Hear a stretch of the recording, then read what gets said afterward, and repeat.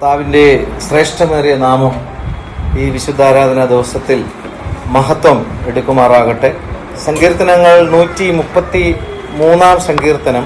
ഇതാ സഹോദരന്മാർ ഒത്തൊരുമിച്ച് വസിക്കുന്നത് എത്ര ശുഭവും എത്ര മനോഹരവും ആകുന്നു.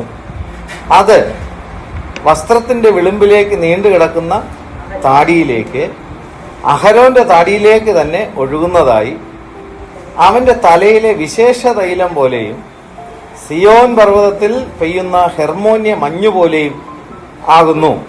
അവിടെയല്ലോ യഹോവ അനുഗ്രഹവും ശാശ്വതമായുള്ള ജീവനും കൽപ്പിച്ചിരിക്കുന്നത്. ദൈവം കൽപ്പിച്ചിരിക്കുന്നത്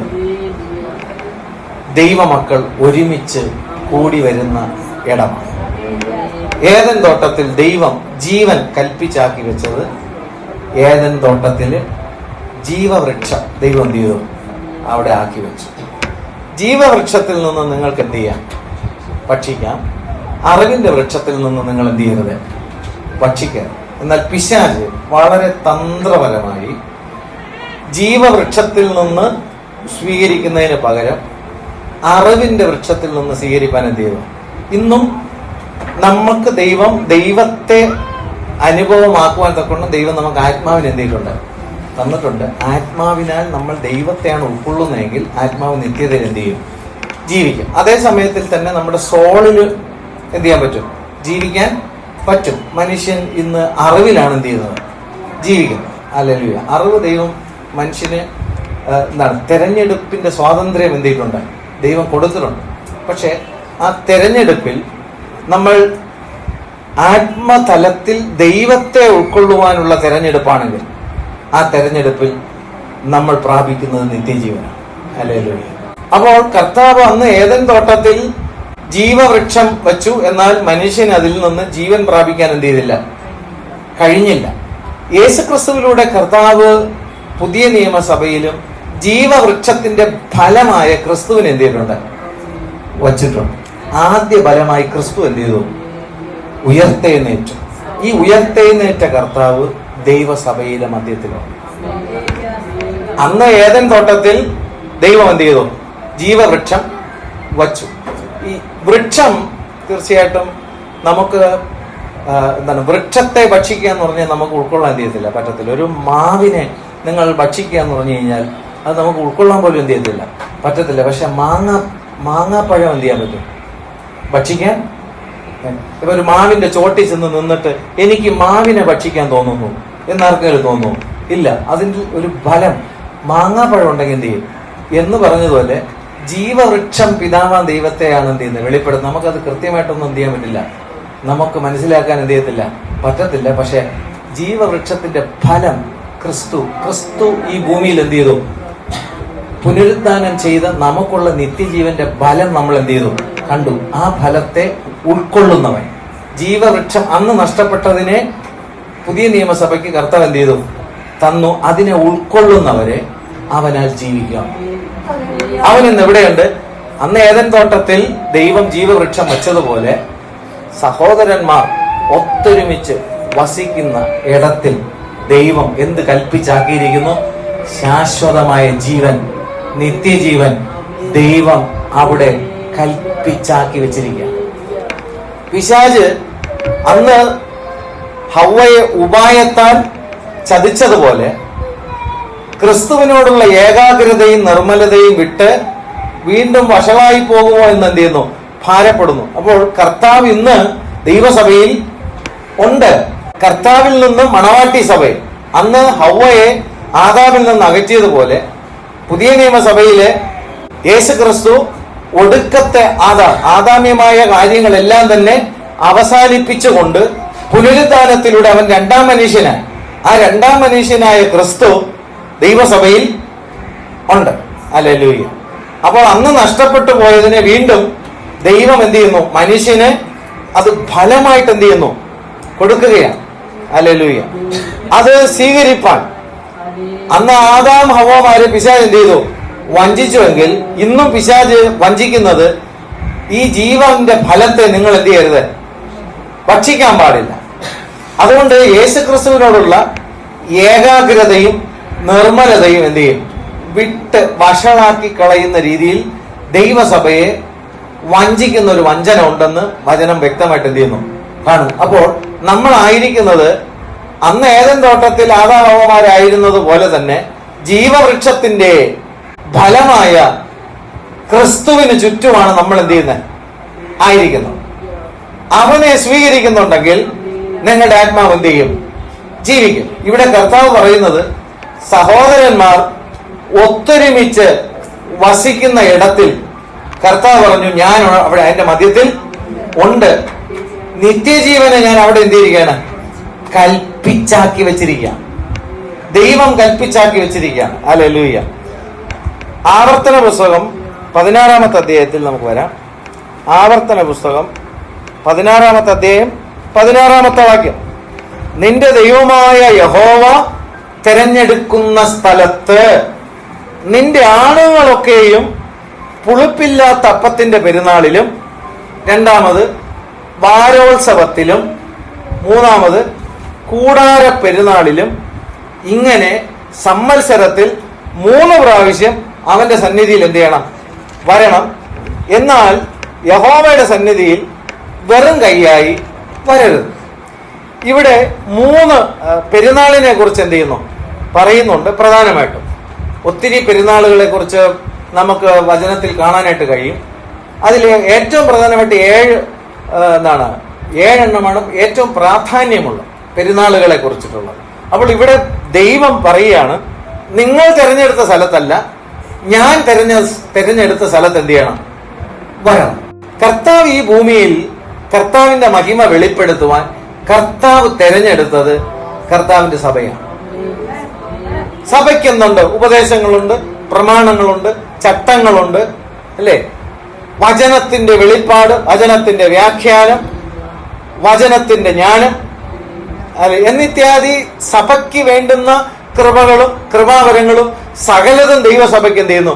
കൊടുത്തിട്ട് കർത്താവ് പറഞ്ഞു, അതിന്റെ മധ്യത്തിൽ ഞാൻ ഉണ്ട്. അപ്പോൾ ഇവിടെ സ്ഥലം തിരഞ്ഞെടുത്തിരിക്കുന്നത് ദൈവമാണ്. അവിടെ നിന്റെ ആണുങ്ങളൊക്കെ ഉണ്ടോ? സഹോദരന്മാരെ കുറിച്ചാണ് അവിടെ പറയുന്നത്. പുളിപ്പില്ലാത്ത അപ്പത്തിന്റെ പെരുന്നാളിലും വാരോത്സവത്തിലും കൂടാര പെരുന്നാളിലും ഇങ്ങനെ സംവത്സരത്തിൽ 3 പ്രാവശ്യം എന്ത് ചെയ്യണം? അവന്റെ സന്നിധിയിൽ വരണം. പഴയ നിയമ ആരാധന സംവിധാനങ്ങൾ നമ്മൾ നോക്കുമ്പോൾ പ്രാകാരത്തിൽ നിൽക്കാൻ ഒത്തിരി ആൾക്കാർ എന്ത് ചെയ്യും? ഉണ്ടാകും. വിശുദ്ധ സ്ഥലത്ത് നിൽക്കാൻ ഒത്തിരി ആൾക്കാർ കാണത്തില്ല. പൗരോഹിത്യം ഉള്ളവർക്ക് അവിടെ എന്ത് ചെയ്യാൻ പറ്റൂ? നിൽക്കാൻ പറ്റത്തുള്ളൂ. അതിപരിശുദ്ധ സ്ഥലത്തിൽ വർഷത്തിലൊരിക്കൽ മാത്രമേ മഹാപുരോഹിതൻ എന്ത് ചെയ്യാൻ പറ്റൂ? പ്രവേശിക്കാൻ പറ്റൂ. വർഷത്തിലൊരിക്കൽ. ഇവിടെ പറയുന്ന കൂടാര പെരുന്നാളിൽ ഒരു സംവത്സരത്തിൽ 3 പ്രാവശ്യം എന്ത് ചെയ്യണം? കൂടി വരണം. ഞാൻ ചോദിക്കട്ടെ, നമ്മളുടെ ഭാഗ്യ പദവി എന്താണ്? പുതിയ നിയമസഭയ്ക്ക് ദൈവത്തിന്റെ മക്കൾ എല്ലാ ദിവസവും കൂടി വന്നാൽ എല്ലാ കൂടിവരവിലും കർത്താവ് വരും. ഹല്ലേലൂയ. Glory to God. അപ്പോസ്തലന്മാരുടെ കാലഘട്ടത്തിൽ അവർ എല്ലാ ദിവസവും എന്ത് ചെയ്തു? കൂടി വന്നു. അവർ എല്ലാ ദിവസവും ആരാധിച്ചു, എല്ലാ ദിവസവും പ്രാർത്ഥന കഴിച്ചു, എല്ലാ ദിവസവും അപ്പോസ്തലിക ഉപദേശങ്ങൾ എന്ത് ചെയ്തു? ഉണ്ടായിരുന്നു. കേൾക്കാൻ ജനങ്ങൾ ഉണ്ടായിരുന്നു. എല്ലാ ദിവസവും അവർ കർത്തൃമേശ എന്ത് ചെയ്തിരുന്നു? എടുത്തിരുന്നു. അങ്ങനെ എല്ലാ ദിവസവും ഏദൻ തോട്ടത്തിലെ ദൈവം എല്ലാ ദിവസവും ഇറങ്ങി വന്നതുപോലെ ആദിമ നൂറ്റാണ്ടിലും എന്ത് ചെയ്തു? ഇറങ്ങി വന്നു ദൈവസഭയിൽ. ഇന്നും ഈ കാലഘട്ടത്തിലും എല്ലാ ദിവസവും സഭാരാധന ഉണ്ടെങ്കിൽ എല്ലാ ദിവസവും വരുമെന്നുള്ളത് മാത്രമല്ല, 24 മണിക്കൂറും ആരാധന ഉണ്ടെങ്കിൽ 24 മണിക്കൂറും വെളിപ്പെടുന്ന ഒരു ദൈവം. ഇവിടെ ആണ്ടിലൊരിക്കലെ കാര്യമല്ല പുതിയ നിയമസഭയ്ക്ക് കിട്ടിയിരിക്കുന്ന അനുഗ്രഹം. അപ്പൊ നമ്മൾ എത്ര ഭാഗ്യ പദവി ദൈവത്തിൽ നിന്ന് ലഭിച്ചിട്ടുള്ളവരാണ് എന്ന് നമ്മൾ ദൈവവചനത്തിൽ നിന്ന് എന്ത് ചെയ്യണം? മനസ്സിലാക്കണം. ഹല്ലേലൂയ.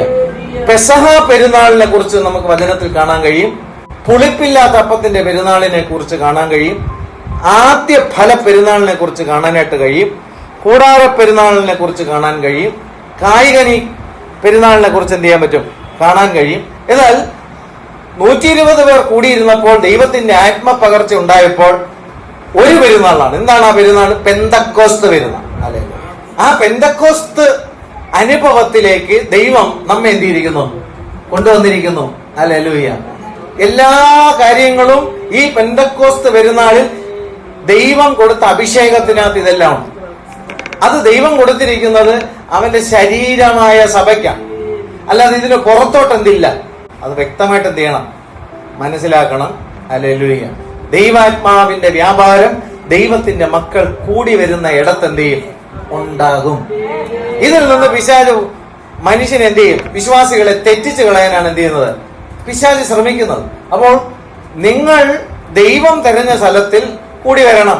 ദൈവം തെരഞ്ഞെടുത്തത്, ഭൂമിയിൽ ദൈവം തെരഞ്ഞെടുത്തിരിക്കുന്നത് ആത്മാവിലും സത്യത്തിലും നമസ്കരിക്കുന്ന, ആരാധിക്കുന്ന ദൈവത്തിന്റെ സഭയിൽ കർത്താവ് തന്റെ മക്കളോട് കൂടെ തന്റെ മക്കളുടെ മധ്യത്തിൽ ഇറങ്ങി വരും.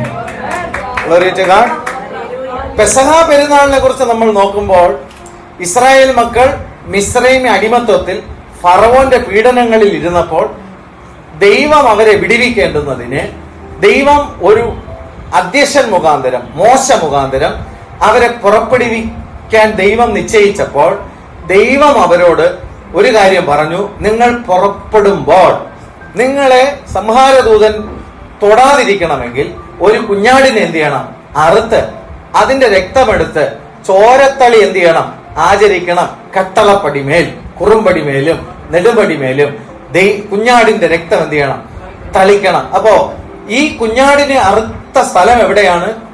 മിസ്രൈമിലാണ്. സ്തോത്രം. അപ്പോ പെസഹ പെരുന്നാൾ എവിടെ വെച്ചാണ് ആചരിച്ചത്? മിസ്രൈമിലാണ്. അതിനുശേഷം പിന്നെ പറഞ്ഞെന്താണ്?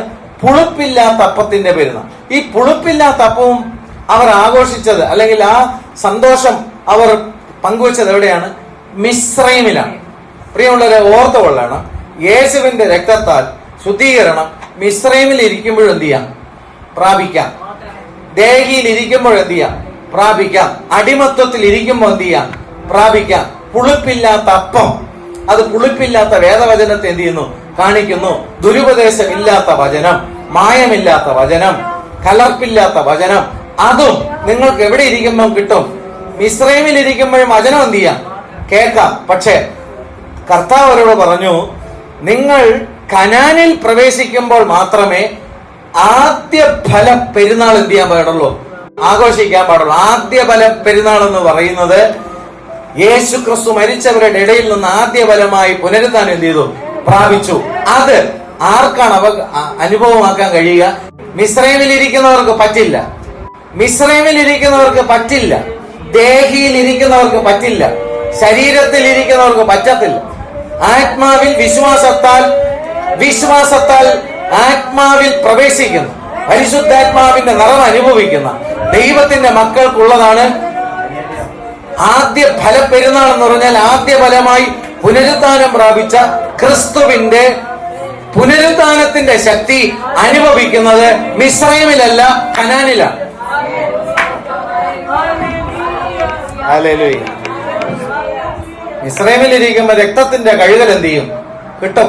പുളിപ്പില്ലാത്ത അപ്പവും എന്ത് ചെയ്യാൻ പറ്റും, കേൾക്കാൻ പറ്റും. പക്ഷെ ഇത് രണ്ടും കൊണ്ട് പുനരുത്ഥാനത്തിന്റെ ശക്തി ഉണ്ടാകുന്നില്ല. വിശ്വാസത്താൽ അന്ന് അവർ യാത്ര ചെയ്തു, പക്ഷെ കനാലിൽ എന്ത് ചെയ്തില്ല, എത്താൻ പറ്റിയില്ല. എന്നാൽ ദൈവത്തിന്റെ മക്കൾക്ക് യേശുക്രിസ്തുവിലെ വിശ്വാസത്താൽ കർത്താവിന്റെ കരുണയും കർത്താവിന്റെ കൃപയും ഏത് സമയത്തും എപ്പോ വേണമെങ്കിലും പ്രാപിക്കുവാൻ തക്കവണ്ണം അവന്റെ കൃപാസനത്തിലേക്ക്, പ്രത്യേകിച്ച് ഏതെങ്കിലും ഒരു സമയമില്ല, 24 മണിക്കൂറും കൃപാസനം നിനക്ക് വേണ്ടി തുറന്നിട്ടിരിക്കുമ്പോൾ വിശ്വാസത്തോടുകൂടി ആ കൃപാസനത്തിലേക്ക് അടുത്ത് ചെല്ലുമ്പോൾ അവന്റെ ശരീരം എന്ന തിരശീല നമുക്ക് വേണ്ടി ചീന്തി നമ്മുടെ ഹൃദയത്തിൽ ശുദ്ധരക്തത്താൽ കഴുകപ്പെട്ടവരും നമ്മുടെ മനസാക്ഷി ശുദ്ധവെള്ളത്താൽ കഴുകപ്പെട്ടവരായി ദുർമനസാക്ഷി നീങ്ങുമാറ് ഹൃദയത്തിൽ ദൈവത്തിന്റെ ആത്മാവിന്റെ അഭിഷേകം പ്രാപിക്കുവാൻ, ആത്മമണ്ഡലത്തിൽ അഭിഷേകം പ്രാപിക്കുവാൻ ധൈര്യത്തോടുകൂടി കൃപാസനത്തിലേക്ക്, കനാനിലേക്ക് വിശ്വാസത്താൽ നിങ്ങൾ പ്രവേശിക്കുമ്പോൾ പ്രവേശിക്കുന്നവൻ അനുഭവിച്ചറിയുന്നതാണ് പുനരുദ്ധാനത്തിന്റെ ശക്തി. ഹല്ലേലൂയ. ഇതാ സഹോദരന്മാർ ഒത്തൊരുമിച്ച് വസിക്കുന്ന ഇടം. ഇതുകൊണ്ട് പിശാച് ഒരു കാരണവശാലും ഒത്തൊരുമിച്ച് കൂടാൻ സമ്മതിക്കില്ല. അതിനെന്ത് ചെയ്യണം? അതിജീവിക്കണം. പ്രത്യേകിച്ച് അവിടെ പറയുന്ന ആരെയാണ്? സഹോദരന്മാർ. കാരണം ശുശ്രൂഷകൾ ദൈവം ആർക്കാണ് കൊടുത്തിരിക്കുന്നത്? മനസ്സിലാവുന്നുണ്ടോ? ആര് വഴി എന്ത് ചെയ്യും? തരും. പിശാച് ഡയറക്റ്റായിട്ട് അറ്റാക്ക് ചെയ്തത് സഹോദരിയാണ്. ആദാമിനെ വഞ്ചിച്ചതാരാണ്? ഹവ്വയാണ്. അത്രേ ഉള്ളൂ പുരുഷന്മാര് വഞ്ചിക്കപ്പെടാൻ. അതുകൊണ്ട് വളരെ എന്ത് ചെയ്യണം, ശുശ്രൂഷകൾ ഉള്ളവർ എന്ത് ചെയ്യുക, സൂക്ഷിക്കുക. ഏത് വഴിയിലും തട്ടിക്കളയാതിരിക്കാൻ എന്ത് ചെയ്യുക, നമ്മൾ സൂക്ഷിക്കുക. ഓക്കെ.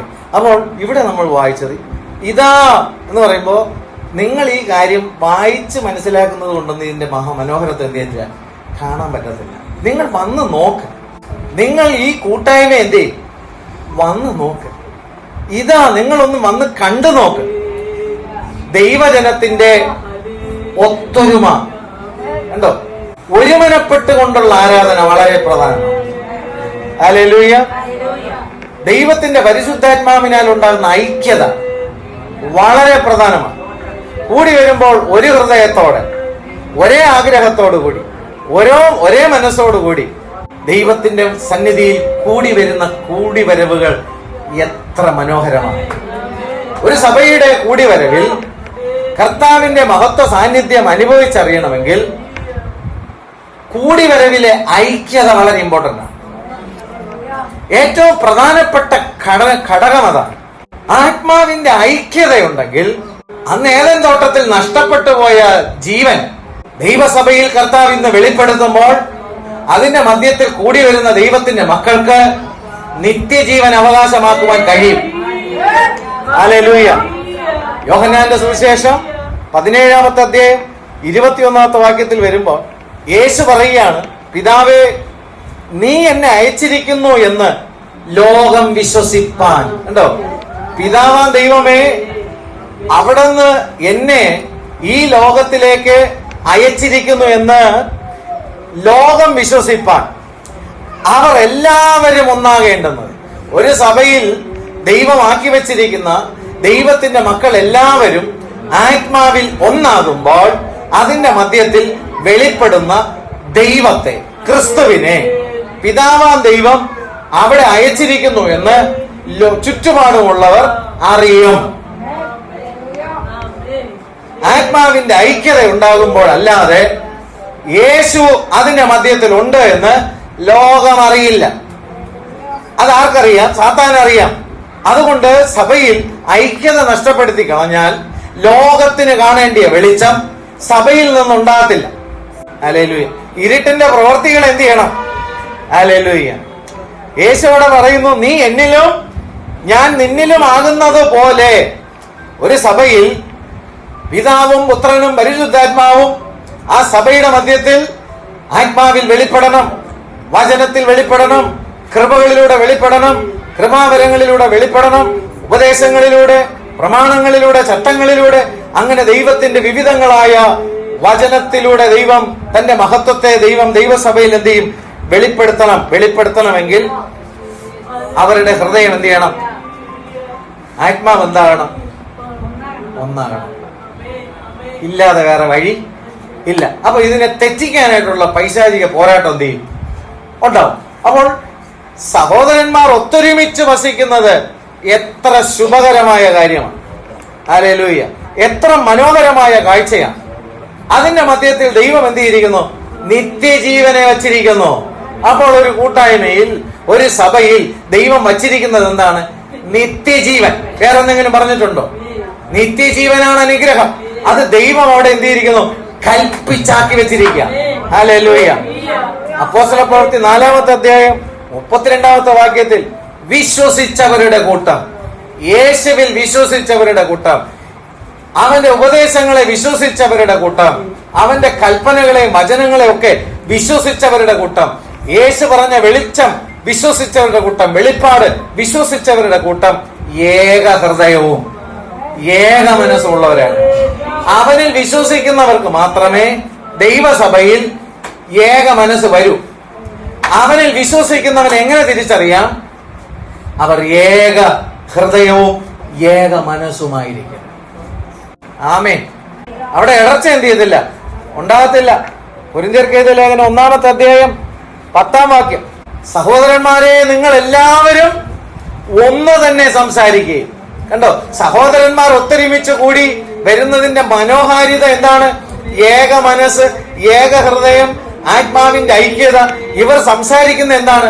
പല കാര്യങ്ങളല്ല, പരദൂഷണ കാര്യങ്ങളല്ല, ആരുടെയെങ്കിലും കാര്യങ്ങളല്ല. ഇവരുടെ വായിൽ എന്താണ്? കർത്താവിനെ കുറിച്ചുള്ള സംസാരം. ഹല്ലേലൂയ. അവർ എല്ലാവരും ഒന്ന് തന്നെ സംസാരിക്കും. നമുക്ക് സംസാരിക്കാനുള്ളത് എന്താണ്? വേറെ ഒന്നുമല്ല. എല്ലാത്തിന്റെയും മകളിൽ വിഷയങ്ങൾ നമുക്ക് നൂറുകണക്കിന് എന്ത് ചെയ്യും? ഉണ്ടായിരിക്കും. പക്ഷെ എന്ത് വിഷയത്തിന്റെ മകളിൽ എനിക്ക് സംസാരിക്കാനുള്ളത് യേശുവിനെയാണ്. ഒരു സഭയിൽ സംസാരിക്കാനുള്ളത് യേശുവിനെയാണ്, അവന്റെ വചനത്തെയാണ്. സഭാമധ്യ അവന്റെ മഹത്വം എന്ത് ചെയ്യണം? വെളിപ്പെടണം. ആ വെളിപ്പെടുന്നതിലൂടെ അല്ലാതെ സഭയിൽ കൂടി വന്നിരിക്കുന്ന ദൈവജനത്തിന് യാതൊന്നും എന്ത് ചെയ്യത്തില്ല, ആത്മതലത്തിൽ പ്രാപിക്കാൻ ചെയ്യത്തില്ല, പറ്റത്തില്ല. ഫിസിക്കലി എന്ത് ചെയ്യാം? ചിലത് പ്രാപിക്കാം. അതൊന്നും കൊണ്ട് നിത്യജീവനിലേക്ക് പോകാൻ എന്ത് ചെയ്യത്തില്ല, സാധ്യമല്ല. നിങ്ങൾ എല്ലാവരും ഒന്ന് തന്നെ സംസാരിക്കുകയും നിങ്ങളുടെ ഇടയിൽ ഭിന്നത ഭാവിക്കാതെ ഏക മനസ്സിലോ ഏക അഭിപ്രായത്തിൽ എന്ത് ചെയ്യണം? യോജിച്ചിരിക്കുന്നുണ്ടെങ്കിൽ സഹോദരന്മാർ കൂടി വരുന്നത് മനോഹാരിത ഈ വാക്യങ്ങളിൽ നിന്ന് അതിന്റെ കീഴിൽ. കാരണം സഹോദരന്മാരെ മാത്രം പറയുമ്പോൾ സഹോദരിമാരില്ലേ? സഹോദരിമാരെ കുറിച്ചിട്ട് പറയുന്നുണ്ട് തലയ്ക്ക് കീഴ്പ്പെട്ടിരിക്കണമെന്ന്. ഏറ്റവും വലിയ സഭയുടെ തല ആരാണ്? ക്രിസ്തുവാണ്. ക്രിസ്തു കഴിഞ്ഞാൽ സഭയിൽ ദൈവം അധ്യക്ഷനെ ദൈവം എന്തിട്ടുണ്ട്? വച്ചിട്ടുണ്ട്. ശരീരമായ സഭ തലയ്ക്ക് എന്ത് ചെയ്യണം? യുക്തമായിട്ട് എന്ത് ചെയ്യണം? ചേരണം. അവിടെ ഭിന്നത ഇടർച്ചകൾ എന്ത് ചെയ്യാൻ പാടില്ല, ഉണ്ടാകാൻ പാടില്ല. അപ്പോൾ സഹോദരിമാരായിരുന്നാലും ദൈവം വച്ചിരിക്കുന്ന സ്പിരിച്വൽ അതോറിറ്റിക്ക് കീഴിലാണെങ്കിൽ അവിടം എത്ര മനോഹരം. ഹല്ലേലൂയ. അവിടെ എല്ലാ കാര്യങ്ങളും എത്ര ശുഭകരമായിട്ട് എന്ത് ചെയ്യും? നടക്കും. മനസ്സിലാകുന്നുണ്ടോ? കുഴപ്പം അവരവരെന്ത് ചെയ്യണം? ക്രമപ്പെടുത്തണം. ഫിലിപ്പിയർ 2:2 വായിക്കുന്നു, നിങ്ങൾ ഏക മനസ്സുള്ളവരായി ഏക സ്നേഹം കൊണ്ട്. പൗലോസ് ഒരു ഭാഗത്തിൽ പറഞ്ഞു, നിങ്ങൾ കർത്താവിന്റെ മനസ്സുള്ളവരായിരിക്കും. നിങ്ങളുടെ മനസ്സ് എന്റെ മനസ്സ് ആരുടെ മനസ്സായി മാറണം? കർത്താവിന്റെ മനസ്സായി മാറണം. കർത്താവിന്റെ മനസ്സായി, കർത്താവിൽ നിന്നുള്ള അനുഗ്രഹങ്ങൾ കിട്ടാനാണോ നടക്കുന്നത്? കർത്താവിന്റെ മനസ്സ് എനിക്ക് കിട്ടണമെന്നാണ് ആഗ്രഹിക്കുന്നത്. അവന്റെ ആത്മാവ് എനിക്ക് കിട്ടണമെന്നാണ് ആഗ്രഹിക്കുന്നത്. ആ നിത്യജീവൻ എനിക്ക് കിട്ടണമെന്നാണ്. എന്ത് കാണാനാണ് ദൈവസന്നിധിയിൽ ആൾക്കാർ എന്ത് ചെയ്യുന്നത്? വരുന്നത് എന്ത് കിട്ടാനാണ്? ശരീരം കൊണ്ട് കിട്ടുന്ന കാര്യങ്ങളെല്ലാം അതിന്റെ നന്മയോ അല്ലെങ്കിൽ തിന്മയോ നമ്മൾ എന്ത് ചെയ്യും? അവനവൻ ശരീരത്തിൽ ഇരിക്കുമ്പോൾ ചെയ്യുന്നത് നന്മയായാലും തിന്മയായാലും അതിന് തക്ക പ്രതിഫലം എന്ത് ചെയ്യും? കിട്ടും. അവന്റെ പ്രാണനിൽ അവനായിരിക്കുമ്പോൾ അവന്റെ ചിന്തകളാകട്ടെ, വിചാരങ്ങളാകട്ടെ, വികാരങ്ങളാകട്ടെ, ഇച്ഛാശക്തിയാകട്ടെ, അതിന്റെ നന്മയായാലോ തിന്മയായാലോ അതിനൊക്കെ പ്രതിഫലം എന്ത് ചെയ്യും? പ്രാപിക്കും. ആത്മാവോ ദൈവത്തിന്റെ വചനത്താൽ വീണ്ടും ജനനം പ്രാപിച്ചിട്ടുണ്ടെങ്കിൽ ആത്മാവ് നിത്യജീവനിൽ കടക്കും. ഹല്ലേലൂയ. അപ്പോൾ നിങ്ങൾ ഏക മനസ്സുള്ളവരായി ഏക സ്നേഹം കൊണ്ട് ഐകമത്യപ്പെട്ട് ഏക ഭാവമുള്ളവരായി ഇങ്ങനെ എന്റെ സന്തോഷം സഭാമധ്യത്തിൽ പൂർണ്ണമാക്കുവിൻ. എന്തിനാണ് നമ്മൾ കൂടി വരുന്നത്? കർത്താവിനെ പ്രസാദിപ്പിക്കുവാൻ. കർത്താവിന്റെ സന്തോഷം പൂർണ്ണമാകണമെങ്കിൽ ഏക മനസ്സ് വരണം, ഏക ഹൃദയം വരണം, ആത്മാവിന്റെ ഐക്യത വരണം. എന്നാൽ ആര് സന്തോഷിക്കും? നമ്മൾ സന്തോഷിക്കാൻ വരണോ? ദൈവസഭയിൽ ദൈവത്തിന്റെ സന്തോഷം ഉണ്ടാകാനാണോ വരുന്നത്? ഹല്ലേലൂയ. കർത്താവിന്റെ സന്തോഷം. എബ്രായർക്ക് ലേഖനം 13-ാമത്തെ അധ്യായം 1-ാം വാക്യം പറയുന്നു, സഹോദര പ്രീതി നിലനിൽക്കട്ടെ. അതിനാണ് ദൈവസഭ എന്തിയിരിക്കുന്നത്? ആക്കി വെച്ചിരിക്കുന്നത്. അവന്റെ മേശയിൽ നിന്ന് അപ്പവീഞ്ഞുകൾ കൈക്കൊള്ളുന്നവർ പരസ്പരം സഹോദര ബന്ധത്തിൽ അന്യോന്യം സഹോദര പ്രീതി എന്ത് ചെയ്യട്ടെ? നിലനിൽക്കട്ടെ. അപ്പോസ്തലനായ പത്രോസ് പ്രസംഗിക്കുമ്പോൾ, കൊർന്നേലിയോസിന്റെ ഭവനത്തിൽ പ്രസംഗിക്കുമ്പോൾ, അപ്പോസ്തലപ്രവൃത്തി 10-ാമത്തെ അധ്യായം 28-ാമത്തെ വാക്യത്തിൽ, അതിന്റെ പശ്ചാത്തലം പറഞ്ഞു വരാൻ സമയം പോരാത്തതുകൊണ്ട് ആ വാക്യം മാത്രം ഓർപ്പിക്കുകയാണ്. അന്യജാതക്കാരന്റെ അടുക്കൽ ചെല്ലുന്നതും അവനുമായി പെരുമാറ്റം ചെയ്യുന്നത് യഹൂദന് നിഷിദ്ധം. കണ്ടോ? യഹൂദ ജനതയ്ക്ക് അന്യജാതിക്കാരന്റെ അടുക്കൽ പോകാൻ എന്നാണ്, അവനോട് പെരുമാറുവാനും അവന്റെ അടുക്കൽ ചെല്ലുന്നതും യഹൂദൻ എന്താണ്? നിഷിദ്ധമാണ് എന്നും അത് നിങ്ങൾ അറിയുന്നുവല്ലോ. എങ്കിലും ഒരു മനുഷ്യനെയും മലിനനോ അശുദ്ധനോ എന്ന് പറയരുതെന്ന് ദൈവം എനിക്ക് ദർശനത്തിലൂടെ കാണിച്ചു തന്നിരിക്കും. ഇവിടെ പറയുന്ന സഹോദരന്മാർ ഒത്തൊരുമിച്ച് വസിക്കുക എന്ന് പറയുമ്പോൾ ആത്മപകർച്ച ഉണ്ടാകുമ്പോൾ അവിടെ യഹൂദനില്ല, യവനനില്ല, പുറം ജാതിക്കാരനില്ല. ആയിരക്കണക്കിന് ജാതികളുണ്ടെങ്കിലും ആയിരക്കണക്കിന് മതങ്ങളുണ്ടെങ്കിലും ജീവനുള്ള ദൈവത്തിന്റെ ആത്മപകർച്ച പകരുമ്പോൾ അവിടെ മലിനമെന്ന് പറയാൻ ഒന്നും പാടില്ല. അവിടെയാണ് എന്ത് സഹോദരന്മാർ ഒത്തൊരുമിച്ച് വസിക്കുന്നത് ശുഭകരമാകുന്നത്. മലിനമെന്ന് പറയാൻ എന്തില്ല. ഹല്ലേലൂയ. മനസ്സിലാകുന്നു? ഇവിടെ ഉണ്ടോ ഈ അഭിഷേകം? ഈ മലിനതകളൊക്കെ എടുത്ത് കളഞ്ഞിട്ടുണ്ടോ? ഹല്ലേലൂയ. ബന്ധവും സ്വന്തവും മാമനും മച്ചമ്പിയൊക്കെ സഭയ്ക്ക് പുറത്താണ്. സഭയ്ക്കകത്ത് എന്താണ്? ഏക ആത്മാവിനാലുള്ള കാര്യമായിരിക്കണം. മനസ്സിലാകുന്നുണ്ടോ? അവിടെ വേറെ ഒറ്റ തെരഞ്ഞെടുക്കപ്പെട്ടൊരു ജാതിയുള്ളൂ. ഇവിടെ പറഞ്ഞു ഒരുവനും എന്തല്ല, ഒരു മനുഷ്യനെ മലിനനോ അശുദ്ധനോ എന്ന് പറയരുത് എന്ന് ദൈവം എനിക്ക് എന്ത് ചെയ്തു? കാണിച്ചു തന്നിരിക്കുന്നു. 34-35 വാക്യത്തിലും. അപ്പോൾ പത്രോസ് വായ് തുറന്ന് പറഞ്ഞു തുടങ്ങിയത്, ദൈവത്തിന് മുഖവശമില്ല. പഴയ നിയമ കാലഘട്ടത്തിൽ പഴയ നിയമത്തിലെ ഉപദേശങ്ങളും പ്രമാണങ്ങളും ചട്ടങ്ങളും ന്യായപ്രമാണവും എന്നിത്യാദി കൊടുത്തിരിക്കുന്ന സകലതും ആർക്കാണ് കൊടുത്തിരുന്നത്? യഹൂദൻ. അവന് മാത്രം കൊടുത്തിരുന്ന വചനമാണ് പുറംജാതിയായ നിന്റെ കയ്യിലിരിക്കുന്ന നീ മറക്കരുത്. വല്ല ബോധമുണ്ടോ? അതിനോടുകൂടി അവരെയും പുതിയ നിയമസഭയിലുള്ള സകല ജാതികളെയും ചേർത്തുകൊണ്ടാണ് പുതിയ നിയമവും കൂടെ ചേർത്ത് ദൈവം നിനക്ക് തന്നിരിക്കുന്നത്, എനിക്ക് തന്നിരിക്കുന്നത്. Hallelujah, glory to God. അപ്പോൾ പത്രോസ് വായ് തുറന്ന് പറഞ്ഞു തുടങ്ങിയത് ദൈവത്തിന് മുഖവശമില്ല എന്ന് പറഞ്ഞാൽ എന്ത് മുഖവശമില്ല? പ്രമാണം കൊടുത്തവനും പ്രമാണം ലഭിക്കാത്തവനും തമ്മിൽ ദൈവത്തിന് എന്തില്ല? മുഖവശമില്ല. അതുകൊണ്ട് ഞാൻ രക്ഷ പ്രാപിച്ചു, അതുകൊണ്ട് നീ രക്ഷ പ്രാപിച്ചു. ആ മുഖപക്ഷമില്ല എന്നുള്ള തിരിച്ചറിവ് ലഭിച്ചവർ ഒരുമിച്ച് കൂടുന്ന സഭ. ചെവി കൊടുത്ത് കേൾക്കണം കേട്ടോ. ആത്മാവിനെ പിശാചിന്റെ കയ്യിൽ നിന്ന് വചനത്താൽ അല്ലാതെ രക്ഷിപ്പാൻ വേറെ മാർഗമില്ല. ഇല്ലെങ്കിൽ പിശാച് കൊണ്ടുപോകും. നിന്നേക്കാൾ ബലവാനാണെന്നുള്ള കാര്യം മറക്കരുത്. അവനേക്കാൾ ബലവാനാണ് കർത്താവ്. അവന്റെ വചനത്താൽ അല്ലാതെ പിശാചിന്റെ പിടിയിൽ നിന്ന് നിന്റെ ആത്മാവിനെ രക്ഷിപ്പാൻ നിന്റെ സ്വന്തം ശക്തി കൊണ്ട് കഴിയില്ല.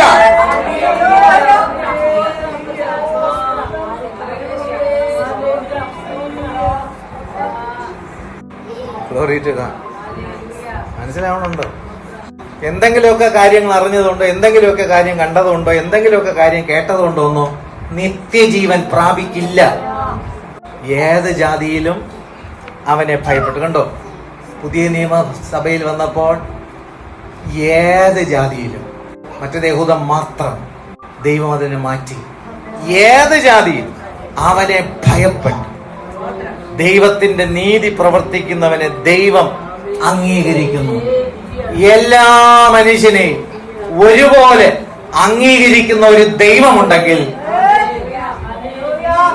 അത് നമ്മൾ ആരാധിക്കുന്ന ദൈവമാണ്. ഇല്ലാത്തവർക്കെല്ലാം അവരവരുടെ രീതികളിൽ എന്തുണ്ട്? അവരവര് മതങ്ങളും ആചാരങ്ങളും അനുസരിച്ച് അവരവർക്ക് എന്തുണ്ട്? ദൈവങ്ങളും. പത്രോസ് ലേഖനം എഴുതുമ്പോൾ പത്രോസ് അവിടെ അത് കുറച്ചുകൂടി വ്യക്തമായിട്ട് എഴുതിയത്, നിങ്ങളോ അന്ധകാരത്തിൽ നിന്ന്, 1 പത്രോസ് 2:9, നിങ്ങളോ അന്ധകാരത്തിൽ നിന്ന് തന്റെ അത്ഭുത പ്രകാശത്തിലേക്ക് നിങ്ങളെ വിളിച്ചവന്റെ, കണ്ടോ എവിടെന്നാ വിളിച്ചെടുത്തേ? അന്ധകാരത്തിൽ നിന്ന്. ഹല്ലേലൂയ. പ്രമാണം ലഭിച്ചവനെ ദൈവത്തോട് ബന്ധം പുലർത്താൻ എന്ത് ചെയ്തില്ല? കഴിഞ്ഞില്ല. അപ്പൊ എത്രത്തോളം അന്ധകാരത്തിലാണ് എന്ത് ചെയ്തേ? നിങ്ങളായിരുന്നത്. ദൈവം തെരഞ്ഞെടുത്ത ജനത്തിനെ ദൈവത്തെ എന്ത് ചെയ്യാൻ പറ്റിയില്ല? അറിയാനോ പ്രസാദിപ്പിക്കാനോ മഹത്വപ്പെടുത്താനോ കഴിയാതിരിക്കുമ്പോൾ ദൈവത്തെ അറിയാതെ ഹല്ലേലൂയ കിടന്നവര്, നിങ്ങൾ ആ അന്ധകാരത്തിൽ നിന്ന്, ആ കൂരിരുട്ടിൽ നിന്ന്, ആ അന്ധ തപസ്സിൽ നിന്ന് ആർക്കും അവിടെ വന്ന് രക്ഷിക്കാൻ കഴിയാത്തടത്ത് അന്ധകാരത്തിൽ നിന്ന് ദൈവത്തിന്റെ അത്ഭുത പ്രകാശത്തിലേക്ക് നിങ്ങളെ വിളിച്ച ഒരുവനുണ്ട്. നിങ്ങളെ വിളിച്ചവന്റെ ആ സൽഗുണങ്ങളെ ഘോഷിപ്പാൻ തെരഞ്ഞെടുക്കപ്പെട്ട ഒരു ജാതി,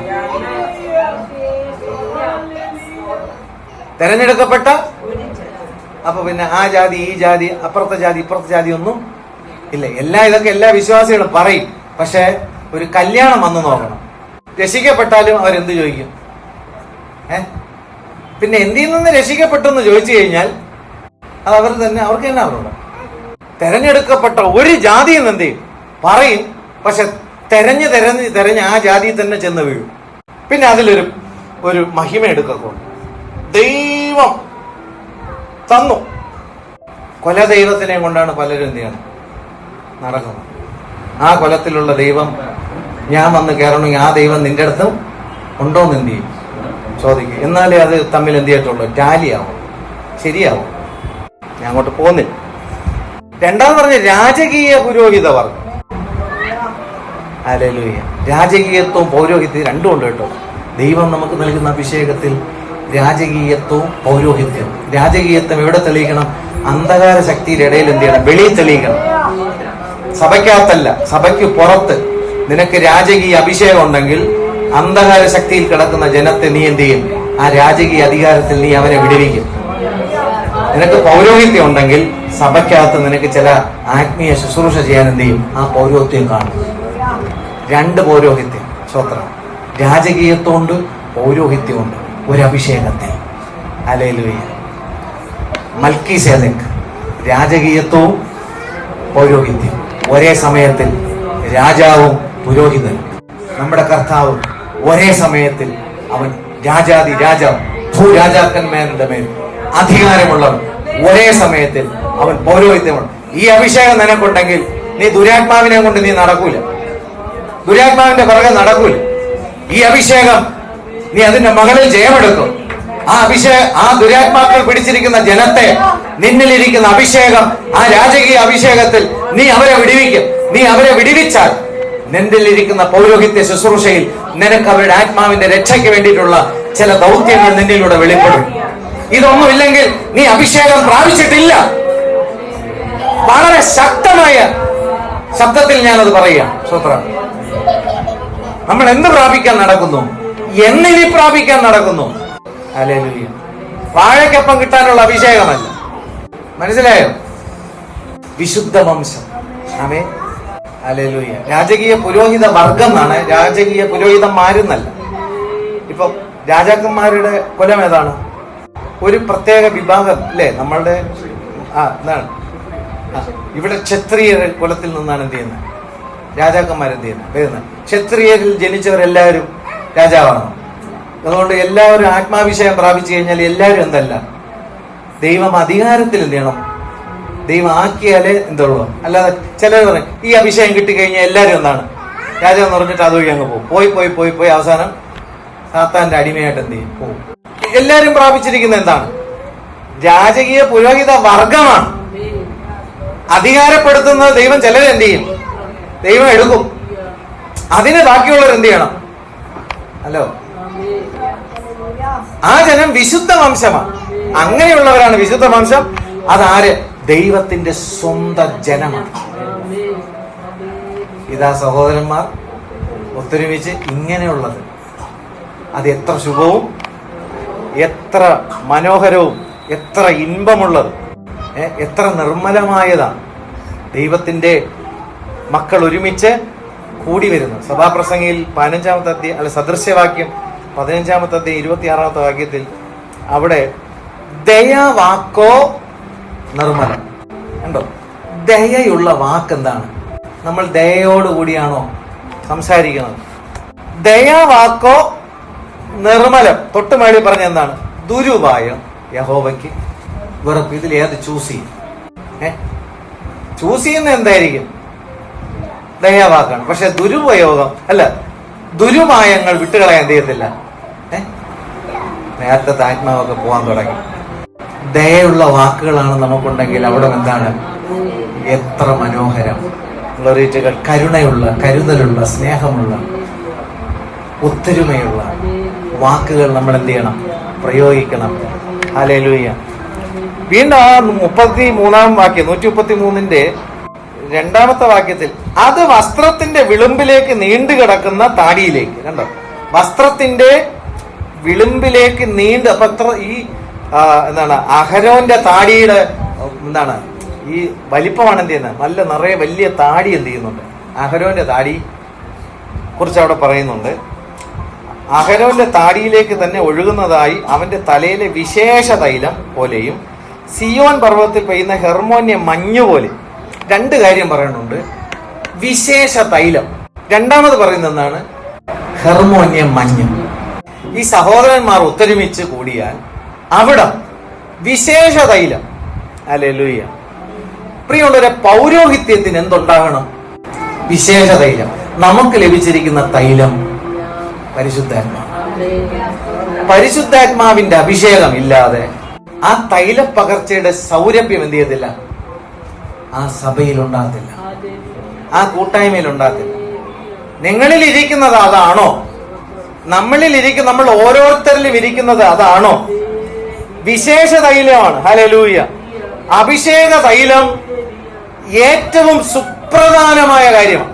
ഒരു വ്യക്തിയിൽ ദൈവം വച്ചിരിക്കുന്ന അഭിഷേകം അത് വളരെ പ്രാധാന്യമുള്ളതാണ്. ആ പ്രാധാന്യമുള്ള തൈലത്തെക്കുറിച്ച് പഴയ നിയമത്തിലും ദൈവം എന്ത് കൊടുത്തിട്ടുണ്ട്? വളരെ വ്യക്തമായിട്ട് അത് എങ്ങനെയാണ് അത് തയ്യാറാക്കേണ്ടുന്നത് എന്നുള്ള കാര്യത്തെക്കുറിച്ച് എന്ത് ചെയ്യുന്നുണ്ട്? പറയുന്നു. പുറപ്പാട് പുസ്തകം 30:22 വാക്യം മുതൽ യഹോവ പിന്നെയും മോശയോട് കൽപ്പിച്ചത് എന്തെന്നാൽ, മേൽത്തരമായ സുഗന്ധവർഗമായി വിശുദ്ധ മന്ദിരത്തിലെ തൂക്കപ്രകാരം 500 ശെക്കേൽ അയഞ്ഞ മൂരും അതിൽ പാതി 250 ശെക്കേൽ സുഗന്ധ ലവംഗവും 500 ശെക്കേൽ വഴനത്തൊലിയും 1 ഹീൻ ഒലിവെണ്ണയും എടുത്ത് തൈലക്കാരന്റെ വിധിപ്രകാരം ചേർത്തുണ്ടാക്കിയ വിശുദ്ധമായ അഭിഷേക തൈലമാക്കണം. അത് വിശുദ്ധമായ അഭിഷേക തൈലമായിരിക്കണം. അതിനാൽ നീ സമാഗമന കൂടാരവും സാക്ഷ്യപ്പെട്ടകവും മേശയും അതിന്റെ ഉപകരണങ്ങളൊക്കെയും നിലവിളക്കും അതിന്റെ ഉപകരണങ്ങളും ധൂപപീഠവും ഹോമയാഗപീഠവും അതിന്റെ ഉപകരണങ്ങളൊക്കെയും തൊട്ടിയും അതിന്റെ കാലും അഭിഷേകം ചെയ്യണം. അവ അതിവിശുദ്ധമായിരിക്കേണ്ടുന്നതിന് അവയെ ശുദ്ധീകരിക്കണം. അവയെ തൊടുന്നവനൊക്കെയും വിശുദ്ധനായിരിക്കണം. അഹരോനെയും അവന്റെ പുത്രന്മാരെയും എനിക്ക് പുരോഹിത ശുശ്രൂഷ ചെയ്യേണ്ടുന്നതിന് നീ അഭിഷേകം ചെയ്ത് ശുദ്ധീകരിക്കണം. ഇസ്രായേൽ മക്കളോട് നീ പറയേണ്ടുന്നത് എന്തെന്നാൽ, ഇത് നിങ്ങളുടെ തലമുറകളിൽ എനിക്ക് വിശുദ്ധമായ അഭിഷേക തൈലമായിരിക്കണം. അത് മനുഷ്യന്റെ ദേഹത്തിന്മേൽ ഒഴിക്കരുത്. അതിന്റെ യോഗപ്രകാരം അതുപോലെയുള്ളത് നിങ്ങൾ ഉണ്ടാക്കുകയും അരുത്. അത് വിശുദ്ധമാകുന്നു. അത് നിങ്ങൾക്ക് വിശുദ്ധമായിരിക്കണം. അതുപോലെയുള്ള തൈലം ഉണ്ടാക്കുന്നവനെയും അതിൽ നിന്ന് അന്യന് കൊടുക്കുന്നവനെയും അവന്റെ ജനത്തിൽ നിന്ന് ഛേദിച്ചു കളയണം. ഇതാണ് പഴയ നിയമപ്രകാരം വിശുദ്ധാരാധനയിൽ ദൈവം കൽപ്പിച്ചാക്കിയിരിക്കുന്ന പ്രമാണം. അപ്പോൾ അതിന് വിവിധങ്ങളായിട്ടുള്ള കാര്യങ്ങളിൽ ക്രമപ്പെടുത്തിയാൽ മാത്രമേ ആരാധനയ്ക്ക് വേണ്ടി ഉപയോഗിക്കുന്നതെല്ലാം എന്ത് ചെയ്യുന്നുള്ളൂ? വിശുദ്ധമാകുന്നുള്ളൂ. ശുശ്രൂഷ ചെയ്യുന്നവർ എന്ത് ചെയ്യുന്നുള്ളൂ? വിശുദ്ധമാകുന്നുള്ളൂ. പല നിറത്തിലും പല ഗുണത്തിലും പല സ്വഭാവത്തിലും വ്യത്യസ്തമായ രീതികളിലാണ് ആൾക്കാരെങ്കിലും ഇതെല്ലാം കൂടി ഒരുമിച്ച് കൂടുമ്പോൾ അവരുടെ മേൽ പകരപ്പെടുന്ന ദൈവത്തിന്റെ ആത്മാവിനാൽ ഇതെല്ലാം കൂടെ കൂടി വരുമ്പോൾ സൗരഭ്യമാണ് പുറത്തു വരാൻ. ഓരോരുത്തരും ഓരോ സ്വഭാവക്കാരാണെങ്കിലും ആത്മപകർച്ച ഉണ്ടാകുമ്പോൾ ആ സ്വഭാവമല്ല അവർക്ക് നിന്ന് എന്ത് ചെയ്യാൻ പുറത്തു വരുന്ന സ്വഭാവം പ്രാപിച്ചിരിക്കുന്ന തൈലത്തിന്റെ മണം വരണം. പഴയ നിയമത്തിൽ ഇവിടെ നമ്മൾ വായിച്ച കാര്യങ്ങളിൽ ആരാധനയ്ക്കുള്ള വിവിധങ്ങളായിട്ടുള്ള വസ്തുക്കളെ കുറിച്ച് എന്ത് ചെയ്യുന്നുണ്ട്? പറയുന്നുണ്ട്. പുതിയ നിയമസഭയിൽ ആരാധനയ്ക്കായിട്ട് മെറ്റീരിയലായിട്ട് കാണുന്ന ഒന്നുമില്ല. നീ തന്നെയാണ് ദൈവസന്നിധിയിൽ ഈ തൈലത്താൽ അഭിഷേകം പ്രാപിക്കാനുള്ളത്. അതില്ലെന്നുണ്ടെങ്കിൽ പരിമളം എന്ത് ചെയ്യത്തില്ല, ഉണ്ടാകത്തില്ല. ദൈവസഭയിൽ വന്ന് നമ്മളായിരിക്കുമ്പോൾ പരിമളമാണോ നമ്മുടെ ജീവിതത്തിൽ പുറത്തു വരുന്നത്? തൈലാഭിഷേകം ഉണ്ടോ? സ്വതന്ത്രം. പരിശുദ്ധാത്മാഭിഷേകം ഉണ്ടോ? ഹല്ലേലൂയ. പരിശുദ്ധാത്മാവിന്റെ അഭിഷേകം ഈ പറയപ്പെട്ട എല്ലാ വ്യത്യസ്തമായ സ്വഭാവ രീതികൾ എല്ലാവരെയും ഒരുമിച്ച് കൂട്ടി എന്ത് ചെയ്യും? ഒരു ശരീരമാക്കും. അല്ല, ഞാൻ ഇനിയും ഇങ്ങനെ തന്നെ എന്ത് ചെയ്യത്തുള്ളൂ, ഇരിക്കത്തുള്ളൂ എന്ന് പറഞ്ഞാൽ നിന്റെ മേൽ എന്തില്ല? ആത്മാവില്ല. എന്റെ സ്വഭാവം ആർക്കും എന്ത് ചെയ്യാൻ പറ്റൂല, മാറ്റാൻ പറ്റൂല എന്ന് പറഞ്ഞാൽ നിന്നിൽ എന്തില്ല? സൗരഭ്യം പരത്തുന്ന അഭിഷേകത്താൽ ദൈവത്തെ ആരാധിക്കുന്ന ആരാധകൻ മാറിയിട്ടില്ല. അഭിഷേക തൈലം, പൗരോഹിത്യം, നമ്മുടെ സഭയുടെ തല ആരാണ്? ക്രിസ്തു. ഈ അഭിഷേകം അവിടെ നിന്ന് അഹരോന്റെ താടിയിലേക്ക് എന്ന് പറഞ്ഞാൽ അത് അർത്ഥമാക്കുന്ന എന്താ? തലയിൽ നിന്ന് ആ മൂപ്പൻ, അധ്യക്ഷൻ, ദൈവമാക്കി വെച്ചിരിക്കുന്ന ശുശ്രൂഷകാരൻ ആ അഭിഷേകത്തിന്റെ പകർച്ചയില്ലെങ്കിൽ ആ സഭ പെട്ട്. മനസ്സിലായോ? താടിയിലൂടെ അല്ലാതെ അടുത്ത് എന്ത് ചെയ്യത്തില്ല, വസ്ത്രത്തിലേക്ക് വരത്തില്ല. ഈ മണവാട്ടി സഭയുടെ വസ്ത്രം എന്താണ്? നീതി വസ്ത്രം. ഈ വസ്ത്രത്തിൽ വിളുമ്പ് വരെ എത്തണം.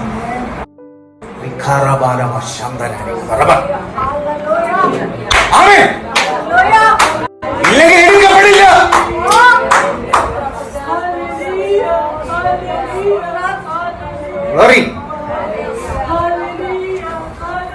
ക്രിസ്തുവിന്റെ തലയിൽ അഭിഷേകം, ദൈവം വെച്ചിരിക്കുന്ന അധികാരത്തിൽ കീഴ്പ്പെട്ടിരിക്കുന്ന ശരീരത്തിന്റെ മേൽ ദൈവം അതിന്റെ മകളിലേക്ക് മൂടിയിട്ട നീതി വസ്ത്രം, വിശുദ്ധ വസ്ത്രം, തേജസ്കരണം പ്രാപിക്കുവാൻ തക്കവണ്ണം നീതീകരിച്ച വസ്ത്രം തന്റെ മണവാട്ടിയെ ആ പുടവയിട്ട് മൂടുന്നത് പോലെ നിന്നെ സ്വീകരിച്ച മണവാളൻ അതിന്റെ വിളമ്പ് വരെ തലയിൽ നിന്നുള്ള അഭിഷേകം എന്ത് ചെയ്യണം? ആലോചിച്ച് നോക്കണം. ദൈവത്തിന്റെ കരുതൽ അത് ഏതുവരെ എത്തും? അതിന്റെ വിളമ്പ് എവിടം വരെ ഉണ്ടോ അവിടം വരെയും അഭിഷേകത്താൽ നീ ശുദ്ധീകരണം പ്രാപിക്കാതെ എടുക്കപ്പെടില്ല. ഇന്ന് എന്ത് അഭിഷേകങ്ങളാണ് ദൈവസഭകളിൽ ഉണ്ടാകുന്നത്? യേശുവിനെ ക്രൂശിച്ചത് എന്തുകൊണ്ടാണ്? അവൻ സത്യം വിളിച്ചു പറഞ്ഞു. ദൈവസഭയിൽ നിന്ന് സത്യം വിളിച്ചു പറഞ്ഞാൽ ക്രൂശിക്കും, വീണ്ടും ക്രൂശിക്കും. സഹോദരന്മാർ ഒത്തൊരുമിച്ച് വസിക്കുന്ന എന്തിനായിരിക്കണം? നമ്മൾ നീതി വസ്ത്രം ദൈവം ഒരിക്കൽ തന്നതാണ്. പക്ഷെ അഭിഷേകം എല്ലായ്പ്പോഴും എല്ലായ്പ്പോഴും എല്ലായ്പ്പോഴും അതിന്റെ വിളുമ്പ് വരെയും ശുദ്ധീകരണം ഉണ്ടാകും. അതിനു വേണ്ടിയിട്ടായിരിക്കണം സഹോദരന്മാരെന്ത് ചെയ്യാൻ? ഒത്തൊരുമിച്ച് കൂടാൻ. കൂടി വന്നാൽ അഭിഷേകം ഉണ്ടാകണം. ദുരാത്മാവ് കയറി പോകാനല്ല. സ്വയമായിട്ട് ആത്മാവിനെ രക്ഷിച്ചു കൊണ്ടുപോകാൻ തീയത്തില്ല, പറ്റത്തില്ല. നിന്റെ ആത്മാവിനെ രണ്ടാം മരണത്തിൽ കൊണ്ടുപോകുന്നവനെ ജയിപ്പാൻ ഒരുവന് മാത്രമേ കഴിയൂ. ആ തലയ്ക്ക്, ആ അധികാരത്തിൽ നിന്ന് വരുന്ന അഹരോന്റെ താടിക്ക് ശേഷമാണ് അത്. ആ താടിയാണ് ഇതുവരെ എത്തുന്നത് എന്ന് വെച്ചാൽ അതിന് അർത്ഥം എന്താ? ശുശ്രൂഷിക്കുന്നവൻ താടി വളർത്തിയാലേ പറ്റുള്ളൂ എന്നാണോ? എന്തർത്ഥമാക്കുന്നു? മൂപ്പൻ. അതാര് ദൈവമാക്കി വയ്ക്കും? പ്രായം കൊണ്ടുള്ള മൂപ്പല്ല. ദൈവം വെളിപ്പെടുത്തി കൊടുക്കുന്നത്. അത് വെളിപ്പാടിന്റെ ആത്മാവിൽ ശുശ്രൂഷ ചെയ്താൽ അതിന് നീ വിധേയപ്പെട്ടാണ് ഇരിക്കുന്നതെങ്കിൽ ദൈവം നിന്റെ മേലിട്ടിരിക്കുന്ന നീതി വസ്ത്രം അത് ദിവസം ശുശ്രൂഷകളിൽ ശുദ്ധീകരണം പ്രാപിച്ച് അഭിഷേകം പ്രാപിച്ച് അവന്റെ വരവിൽ മണവാട്ടി എടുക്കപ്പെടും.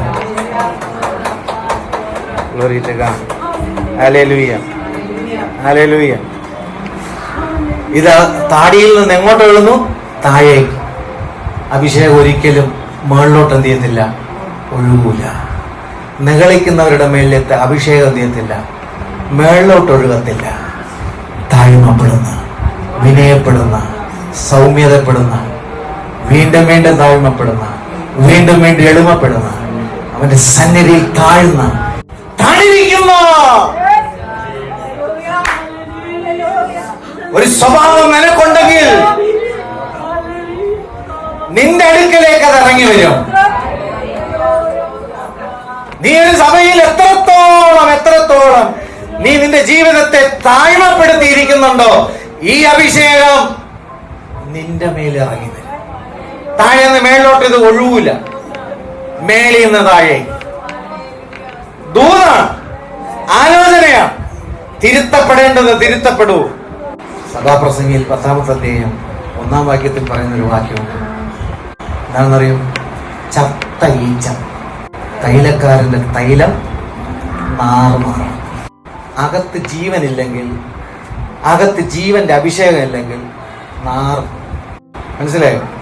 ഇന്ന് എൻ്റെ ഉള്ളത്തിൽ ദൈവത്തിന്റെ അഭിഷേകമില്ലെങ്കിൽ അത് തൈലത്തിന് എന്തുണ്ടാകും? ആരാധന കഴിയും പറയാം. സംസാരത്തിൽ നിന്ന് സൗരഭ്യമാണോ നാറ്റമാണോ വരുന്നത്? ഹലോ, അത് ആരാ വായിലാണ് ചത്ത ഈച്ച ഇരിക്കണത്? എന്റെ വായിലില്ല, ഈച്ച അല്ല, വണ്ട്. ഇന്നത്തെ കാലഘട്ടത്തിലാണ് എന്നുണ്ടെങ്കിൽ മാറ്റി എഴുതിനെ ചത്ത ഈച്ചയ്ക്ക് വരാൻ ചത്ത എലി എന്ന് എഴുതിയ. അല്പപോഷത്വം ജ്ഞാനമാനങ്ങളെല്ലാം കൊണ്ടുണ്ടാക്കി എല്ലാം എന്ത് ചെയ്യും? തൈലം സൗരഭ്യം ഉണ്ടാവണമോ? എത്രത്തോളം സൂക്ഷിച്ചില്ലെങ്കിൽ ഈ ഈച്ച എന്ത് ചെയ്യും? അതിനകത്ത് വഴി എല്ലാം എന്ത് ചെയ്യും? നിനക്കൊന്നും പറയാൻ ദോഷത്തിന് വേണ്ടിയിട്ടല്ലാതെ വാ തുറക്കാൻ എന്ത് ചെയ്തില്ല? പറ്റത്തില്ല. ഒരാളിന് ജീവൻ കൊടുക്കേണ്ടതിന് വാ തുറക്കാൻ എന്ത് ചെയ്തില്ല? പറ്റത്തില്ല. അഭിഷേകത്തിൽ ദൈവത്തിന്റെ മഹത്വത്തെ വെളിപ്പെടുത്താൻ എന്ത് ചെയ്യത്തില്ല? പറ്റത്തില്ല. ഇത് രണ്ടും കൂടെ പറ്റത്തില്ല. കൂടെ ഉണ്ടോ? ഇത് സംഭവിക്കാതിരിക്കാൻ അന്യോന്യം എന്ത് ചെയ്യണം? സൂക്ഷിക്കണം. തൈലക്കാരന്റെ തൈലത്തിന്റെ കുപ്പിയാണ് ദൈവത്തിന്റെ സഭയും. അതിനകത്ത് നമ്മൾ ചത്ത ഈച്ച എന്ത് ചെയ്യരുത്. പ്രിയമുള്ളവരെ, ഈ അഭിഷേകം കർത്താവിന്റെ മേൽ വന്നത് എപ്പോഴാണെന്നറിയോ? യേശു ദൈവപുത്രനാണ്. ദൈവകൽപ്പനയിൽ ജലത്തിൽ കർത്താവിന്റെ താഴ്മപ്പെട്ടു അനുസരിച്ചപ്പോൾ അഭിഷേകം ലഭിപ്പാൻ സ്വർഗം തുറന്നു. കൽപ്പന നീ പ്രമാണിച്ചാൽ ഇവിടെ എനിക്ക് നിലവിളിക്കാൻ എന്ത് ചെയ്തുള്ളൂ? പറ്റാത്തുള്ളൂ. അതുകൊണ്ടൊന്നും യാതൊരു പ്രയോജനവും ഇല്ല. നീ താഴ്ത്തി. യേശു എന്ത് ചെയ്തു? എങ്ങനെയാണ് ഈ അഭിഷേകം യേശുവിന്റെ മേൽ ഇറങ്ങി വന്നതെന്നാണ് ചോദ്യം. യേശുവിന്റെ മേൽ എങ്ങനെ ഇറങ്ങി വന്നു? യോർദാനിൽ കർത്താവ് കൽപ്പന പ്രമാണിച്ച് നിമജ്ജനം ചെയ്യുമ്പോൾ സ്വർഗം തുറന്നു. ഇവൻ എന്റെ പ്രിയപുത്രൻ. എന്തുകൊണ്ട്? കൽപ്പന അനുസരിച്ചവർ. ആ ശബ്ദം എന്ത് ചെയ്തു? കൽപ്പന പ്രമാണിക്കുന്നവൻ പരിശുദ്ധാത്മ ശബ്ദം കേൾക്കും, പരിശുദ്ധാത്മാഭിഷേകം പ്രാപിക്കും. കൽപ്പന പ്രമാണിക്കുന്നവൻ യേശുവിനെ പോലെ താഴും. കൽപ്പന പ്രമാണിക്കുന്നവന് വേണ്ടി സ്വർഗം തുറക്കും. തൊട്ടടുത്തിരിക്കുന്നവർ ശബ്ദം കേട്ടില്ലെങ്കിലും കൽപ്പന പ്രമാണിക്കുന്നവൻ പിതാവിൽ നിന്നുള്ള ശബ്ദം കേൾക്കും. സഹോദരന്മാർ ഒത്തൊരുമിച്ച് വസിക്കുന്നതിന്റെ മധ്യത്തിൽ ആരുണ്ട്? ഏദനിൽ ആര് വന്നോ? ദൈവം. സഭാമധ്യത്തിൽ ആര് വരണം? ആ അഭിഷേകം എനിക്ക് വേണം. തലയിൽ നിന്ന് താടിയിൽ നിന്ന് വസ്ത്രത്തിന്റെ വിളുമ്പ് വരെയും പകരപ്പെടുന്ന അഭിഷേകമാണ് എനിക്ക് ആവശ്യം. പ്രിയമുള്ളവരെ, നമ്മൾ ശക്തമായിട്ട് ആരാധിച്ചതിന് കൂട്ടത്തിലുള്ളവരെ പോലെ പിശാചി ടാർഗറ്റ് ചെയ്തിട്ടുണ്ട്. ഇതും കൂടെ തിരിച്ചറിഞ്ഞിട്ടാണ് ഞാൻ ഈ പറയണേ. നിങ്ങളെ അല്ല, നിങ്ങളെ കൂട്ടത്തിൽ ഇരിക്കുന്നവരെ ടാർഗറ്റ് ചെയ്തിട്ടുള്ളവരുണ്ട്. നീ ആരാധിച്ചില്ലെങ്കിൽ, നിന്നിൽ നിന്ന് അഭിഷേകത്തിന്റെ വ്യാപാരം ഉണ്ടായില്ലെങ്കിൽ സഭയെ വിവേചിക്കാൻ അറിവിടാതെ നിൽക്കുന്നതാണോ നിങ്ങൾ വിചാരിക്കണേ? ആത്മാക്കളെ വിവേചിച്ച് മനസ്സിലാക്കാൻ പറ്റുന്നില്ലെന്നാണോ വിചാരിക്കണേ? അവരുടെ പുറകിലുള്ള വ്യാപാര ശക്തി തിരിച്ചറിയാൻ കഴിയുന്നില്ലെന്നാണോ വിചാരിക്കുന്നത്? സഭ ഒരുങ്ങണം. ഏത് വിധാനയും പിശാച് വ്യക്തി ജീവിതങ്ങളെ കെട്ടാനായിട്ട് എന്ത് ചെയ്യണം? ശ്രമിച്ചുകൊണ്ടിരിക്കുകയാണ്. ഹല്ലേലൂയ. നമ്മൾ തെറ്റി ഒഴിഞ്ഞു. പക്ഷെ പലരും കുരുക്കിൽ എന്ത് ചെയ്യണം? കിടക്കുകയാണ്. നീ ആരാധിച്ചില്ല. ഒന്ന് ആലോചിച്ച് നോക്കൂ. നിങ്ങളെ വീട്ടിൽ തന്നെ രക്ഷിക്കപ്പെടാത്തവരില്ലേ? നിങ്ങളെ വീട്ടിൽ തന്നെ ഉള്ളവർ നിത്യതയ്ക്ക് വേണ്ടി അന്യപ്പെട്ടു പോയവരില്ലേ? പിന്മാറിപ്പോയവരില്ലേ? ഐക്യതയില്ലാത്ത നമ്മൾ ദൈവസന്നിധിയിൽ ഇരിക്കുമ്പോൾ നമ്മൾ ഇതുപോലെ ആത്മാവിൽ നിറഞ്ഞ് നമ്മൾ പ്രാർത്ഥിച്ചില്ലെങ്കിൽ അവരവിടെ പോകും. പറയൂ, നിങ്ങൾ നിത്യസ്വർഗത്തിൽ അവർ ഒരിക്കലും ഒരിക്കലും ഒരിക്കലും അവസാനിക്കാത്ത നിത്യ നരകത്തിൽ അവർ പോകുന്ന കാര്യം നിങ്ങൾക്ക് ചിന്തിക്കാൻ പറ്റണുണ്ടോ? നിങ്ങളെ മക്കളായിരിക്കാം, കുടുംബത്തിലുള്ളവരായിരിക്കാം, ബന്ധക്കാരായിരിക്കാം, സ്വന്തക്കാർ. നമുക്ക് കിട്ടിയിരിക്കുന്ന ദൈവം തെരഞ്ഞെടുത്തവർക്ക് ഈ അഭിഷേക പകർച്ച ഉണ്ടാകണം. അല്ലാതെ അത് കിട്ടി ഇത് കിട്ടി എല്ലാം കേട്ടിട്ട് അത് കിട്ടുന്ന. പ്രിയമുള്ളവരെ, പലപ്പോഴും ഞാൻ ഉള്ള കാര്യം പറയട്ടെ, എന്നും പാതാളത്തിൽ കിടക്കുന്നത് പോലെ വിശ്വാസികൾ കിടക്കുമ്പോൾ എന്നും പാതാളത്തിൽ നിന്ന് രക്ഷിക്കുന്ന വചനം പറയുമ്പോൾ അവർക്ക് സന്തോഷമുണ്ടാവും, ആത്മാവിനും. അതായത് എന്നും ഇവരെന്താണ്? എവിടെ കിടക്കണം? പാതാളത്തിൽ കിടക്കണം. ആ പാതാളത്തിൽ നിന്ന് രക്ഷിക്കാൻ വേണ്ടിയിട്ടുള്ള വചനം പറഞ്ഞാൽ ഭയങ്കര ആത്മാവാണ്. എന്നും ബന്ധനത്തിൽ കിടക്കുക. ആ ബന്ധനത്തിൽ നിന്ന് രക്ഷിക്കാനുള്ള വചനങ്ങൾ പറയുമ്പോൾ ആത്മാവ് വരും. എന്നും പിശാച് ചവിട്ടി പിടിച്ചെന്ത് ചെയ്തിരിക്കുന്നു, വച്ചിരിക്കുന്നു. അതിൽ നിന്ന് വിടുവിച്ചാൽ ആ വചനം പറയുമ്പോൾ എന്ത് ചെയ്യും, ആത്മാവ് വരും. രക്ഷിച്ചു കൊണ്ടത് കരയെ നിർത്തിയിട്ട് ഇനി ചെയ്യാനുള്ള ശുദ്ധീകരണം പറയുമ്പോഴത്തേക്ക് കുത്തി. പക്ഷെ അതേസമയം തന്നെ നീ കിടക്കണെടുത്തിട്ട് തന്നെ അവിടെ ഇട്ട് തന്നെ വലിച്ചു കയറ്റുന്നു, വീണ്ടും കുഴി പോകുന്നു, വീണ്ടും വലിച്ചു കയറ്റുന്നു, വീണ്ടും കുഴി പോകുന്നു. എന്ത് സന്തോഷമാണെന്ന് അറിയോ അവർക്ക്, ജനത്തിന്. എല്ലാ ആഴ്ചയിലും ഞാൻ ആ ശുശ്രൂഷ ചെയ്തുകൊണ്ട് നിന്നാ മതിയോ? നിങ്ങളറിയൂ, കുഴിന്ന് വലിച്ചെടുക്കുന്നു, സന്തോഷിക്കുന്നു, അടുത്ത ആഴ്ചയും കുഴിന്ന് വലിച്ചെടുക്കുന്നു, വീണ്ടും സന്തോഷിക്കുന്നു, വീണ്ടും കുഴിന്ന് വലിച്ചെടുക്കുന്നു, വീണ്ടും സന്തോഷിക്കുന്നു. മുമ്പോട്ട് പോകണ്ടേ? പോയേണ്ട കാര്യം പറയുമ്പോൾ എന്ത് സംഭവിക്കും? കുത്തി. പിന്നെ ഞാൻ പോണേ. കർത്താവിന്റെ നാമത്തിൽ ഇരിക്കുന്നത് വന്നിട്ടുണ്ട്, യേശുവിന്റെ നാമത്തിൽ പാതാളക്കാരന്റെ കുരുങ്ങട്ടെ. ഓ, ഇതാണ് മിക്കവാറും നടക്കണേ. വീണ്ടും തൊട്ടിയും കയറും കൂടെ വീണ്ടും പോകും. ആ വിടുതലിന്റെ ശുശ്രൂഷ, എന്തൊരു വിടുതലിന്റെ ശുശ്രൂഷ. അപ്പോഴാണ് ഇവിടെ വന്നിട്ട് വിളുമ്പ് വരെയും വ്യാപരിക്കുന്ന അഭിഷേകം. അതെന്തൊരു അഭിഷേകം? പാഴക്കപ്പം കിട്ടുമെന്ന് പറയുമ്പോൾ അങ്ങോട്ട് ചെന്നിടിച്ച് ഇങ്ങോട്ട് ചെന്നിടിക്കുന്ന അഭിഷേകമല്ല ഞങ്ങൾ എന്ത് ചെയ്തിട്ടുള്ളൂ, അറിഞ്ഞിട്ടുള്ളൂ. അല്ലെങ്കിൽ ഭൂതത്തിൽ നിന്ന് വിടുതൽ കിട്ടിയപ്പോൾ ഒരു പെട്ടെന്നൊരു സന്തോഷം. നമ്മളിനി എന്താണ് സന്തോഷിക്കുന്നത്?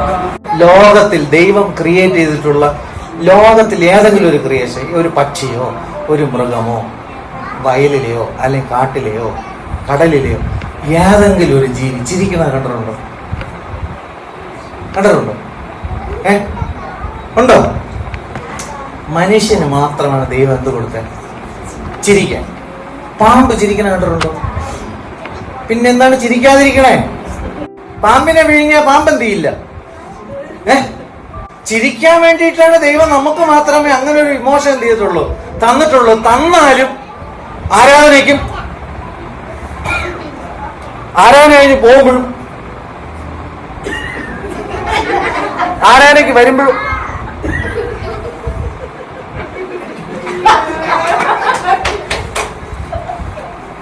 തീരുന്നത് വരെ എന്തിനാ വിഴുങ്ങി?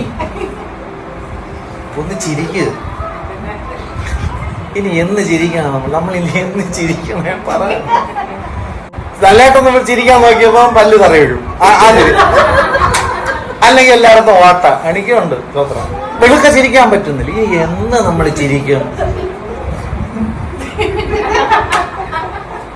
എന്റെ പൊന്നപ്പോ തെറ്റിദ്ധരിച്ച പോലെ നമ്മളിവിടെ ചിരിക്കുന്ന കാര്യമാണ് പറഞ്ഞുകൊണ്ടിരുന്നത്, അല്ലാതെ വേറെ ആരെയും നോക്കി ചിരിച്ചല്ല. തെറ്റിദ്ധരിക്കുന്നത്. ഹല്ലേലൂയ. ചിരിക്കാൻ പിശാച് സമ്മതിക്കില്ല. ഇത് എവിടെന്നോ എന്തിനെയോ ചിരിക്കാത്ത എന്തിനെയോ എടുത്ത് വിഴുങ്ങി. അത് വിഴുങ്ങിയതിന് ശേഷം പിന്നെ എന്ത് ചെയ്യത്തില്ല, ചിരി തീർന്നു.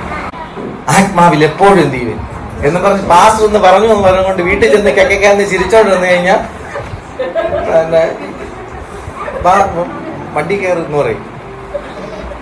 ഇപ്പൊ പോയാ ചിരിക്കണവർക്കായിട്ട് സ്വതന്ത്രം എന്നും പറഞ്ഞുകൊണ്ട് ചിരി കൊണ്ട് രോഗസൗഖ്യം ആവില്ല സൗകര്യം. അല്ല, ഞാൻ പറഞ്ഞു വന്നത് ആ വിഷമത്തെ അതിജീവിക്കാൻ കഴിയണം. പക്ഷെ ചികിത്സ ചെയ്യേണ്ടത് ചികിത്സ ചെയ്യണം. മാസ്റ്റർ ചിരിച്ചാ സൗഖ്യമാവുന്നെന്ന് ഏറ്റെടുത്ത് കളയരുത് സ്വന്തം. അപ്പോ ഇത് ദൈവം നമുക്ക് തന്നിരിക്കുന്നത്. ഇന്ന് മുതലെങ്കിലും ഇന്ന് പാരായണം കഴിയുമ്പോ നിങ്ങൾ ശ്രദ്ധിച്ചോണം, ആരാണ് ഇത് വിഴുങ്ങിയിട്ടുള്ളതെന്ന് എന്ത് ചെയ്യണം? നോക്കണം. ഇനി വിഴുങ്ങിയിട്ടില്ല എന്ന് കാണിക്കണമെങ്കിൽ ഒരു വലിച്ച ചിരിയായി.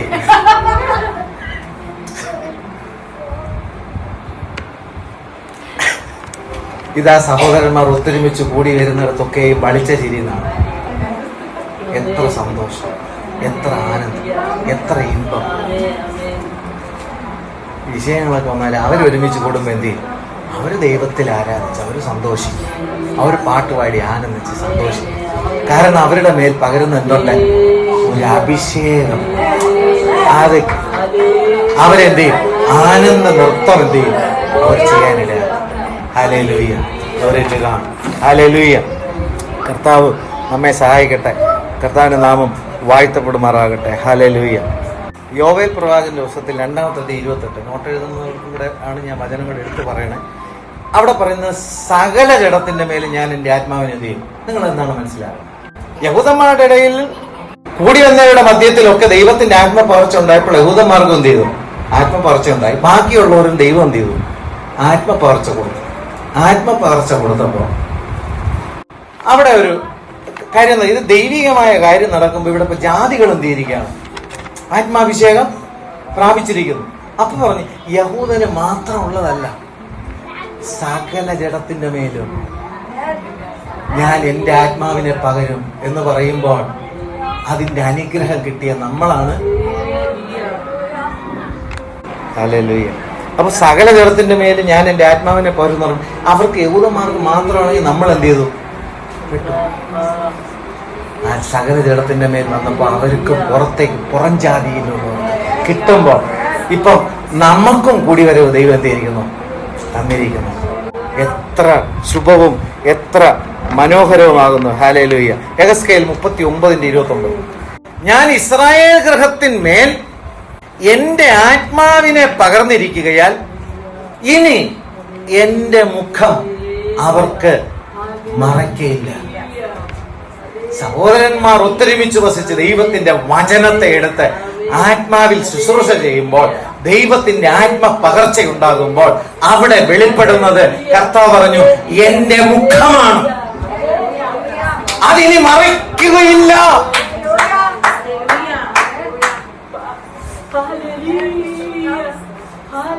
ദൈവം എനിക്ക് തന്ന സഹോദരന്മാരുടെ മധ്യത്തിൽ, സഭയുടെ മധ്യത്തിൽ ഞാൻ അവന്റെ നാമത്തെ കീർത്തിക്കും.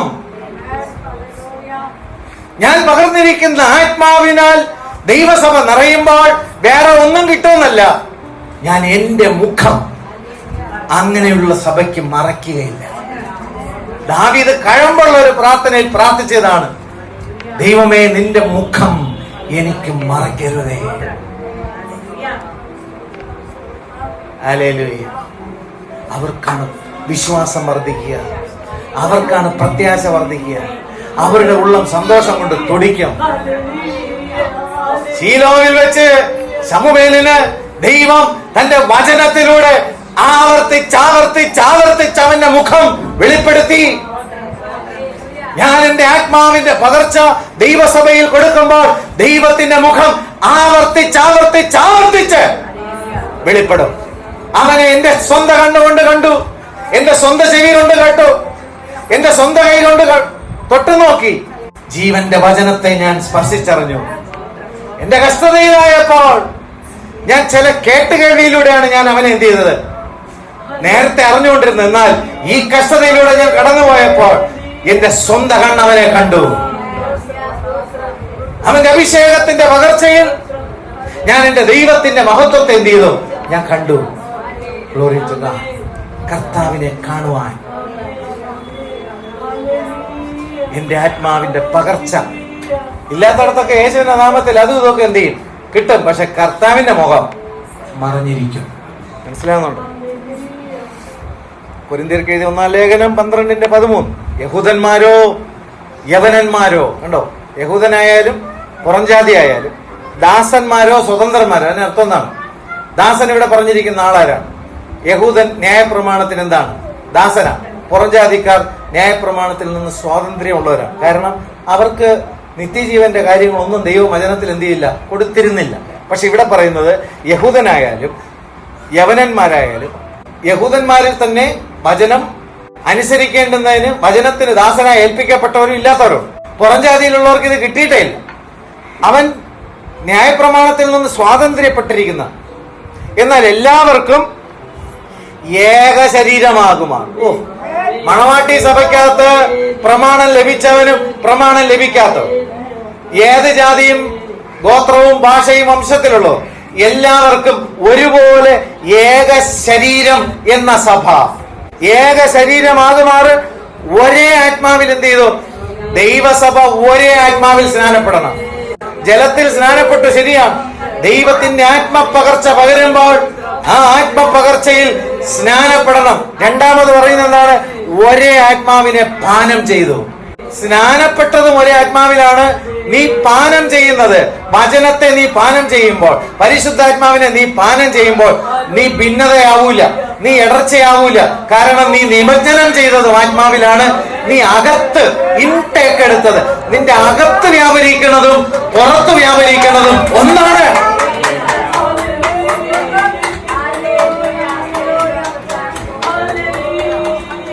ദൈവത്തിന്റെ രക്ഷാപദ്ധതിയാണ് കേട്ടോ.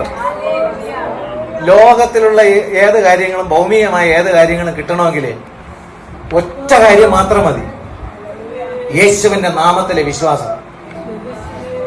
വേറെ ഒന്നും വേണം.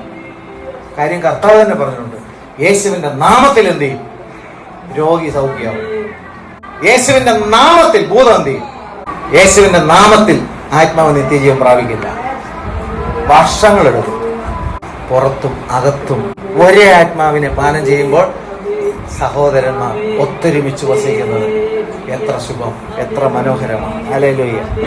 എപ്പോഴാണ് ഒരു വ്യക്തിയുടെ ജീവിതത്തിൽ ആത്മീയ മാന്യം വന്നു തുടങ്ങുന്നത്? എപ്പോഴാണ് ആത്മനിറവിൽ കുറവ് സംഭവിക്കുന്നത്? അതെങ്ങനെ തിരിച്ചറിയാം? ആത്മാവിന്റെ ഐക്യത സ്പോട്ടിൽ പോകും. പിന്നെ അവർ എന്ത് ചെയ്തില്ല, ആ വ്യക്തി എന്ത് ചെയ്തില്ല, ആത്മാവിന്റെ ഐക്യതയോട് എന്ത് ചെയ്തില്ല, ചേരത്തില്ല. സഭയുടെ ഐക്യതയോട്ട് എന്ത് ചെയ്തില്ല, ചേരത്തില്ല. പിന്നെ നേരത്തെ പറഞ്ഞ പോലെ ഏതോ ഒരെണ്ണത്തിന് എന്ത് ചെയ്തു, നീങ്ങി. പിന്നെ ഒന്നിനും ഞാനില്ല. ഇനി ഞാനല്ല എന്നല്ല അവർ പറയണത്, ഇനി ഞാനില്ല. ആത്മീയമായ നിറവ് നഷ്ടപ്പെട്ടാൽ, ആത്മീയമായുള്ള കാര്യങ്ങൾ മാന്യം സംഭവിച്ചാൽ പിണക്കം ഉണ്ടാവും. കൊരിന്ത്യർക്ക് 2 ലേഖനം 12:20 എടുത്താട്ടെ. നമ്മൾ തിരുത്തപ്പെടണമല്ലോ, നമുക്ക് നിത്യത പോണ്ടേ. വണ്ടി വരാറായിരുന്നു, കേറണ്ടേ? വായിച്ചാട്ടെ 12:20. അവയവങ്ങൾ പലതെങ്കിലും ശരീരം ഒന്ന് തന്നെ. ഉണ്ടോ? അവയവങ്ങൾ പലതെങ്കിലും ശരീരം ഒന്നാണ്. കണ്ണിന് കയ്യോടെ നിന്നെ കൊണ്ട് എനിക്ക് ആവശ്യമില്ല എന്നും തലയ്ക്ക് കാലുകളോട്. അത് തന്നെയാണോ? 2 കൊരിന്ത്യർ 12:20 ആണോ? വായിച്ചാട്ടെ. നേരത്തെ വായിച്ചതും കറക്റ്റ് തന്നെ. ഓക്കെ. അല്ല, ഇപ്പൊ നമ്മൾ എടുക്കുന്നത് ഇതാണ്. 2 കൊരിന്ത്യർ 12:20. ഞാൻ വരുമ്പോ പൗലോസ് പറയാണ്, ഞാൻ ഇച്ഛിക്കാത്ത വിധത്തിൽ നിങ്ങളെ കാണുകയും നിങ്ങൾ ഇച്ഛിക്കാത്ത വിധത്തിൽ എന്നെ കാണുകയും ചെയ്യുമോ എന്ന് വെച്ച് കഴിഞ്ഞാൽ ഇതിനകത്ത് ഞാൻ ചിന്തിക്കുകയാണ്, പൗലോസ് അപ്പോസ്തലൻ ഈ പറഞ്ഞ പോലെ ഈ പറയപ്പെട്ടുള്ള ഏതെങ്കിലും കുഴപ്പങ്ങളിലൂടെ പോകുന്ന ആളാണോ? അല്ല. അതായത് നിങ്ങൾ ശ്രദ്ധിച്ചേക്കണം, നിങ്ങളെ ഞാൻ കാണാൻ വരുമ്പോൾ ഞാൻ ഇച്ഛിക്കാത്ത വിധത്തിൽ നിങ്ങളെ കാണുകയോ നിങ്ങൾ ഇച്ഛിക്കാത്ത വിധത്തിൽ എന്നെ കാണുകയോ ചെയ്യാതിരിക്കുക എന്ന് പറയുമ്പോൾ തൊട്ടടുത്തും കൂടെ വായിക്കണ ശ്രദ്ധിച്ചോണം.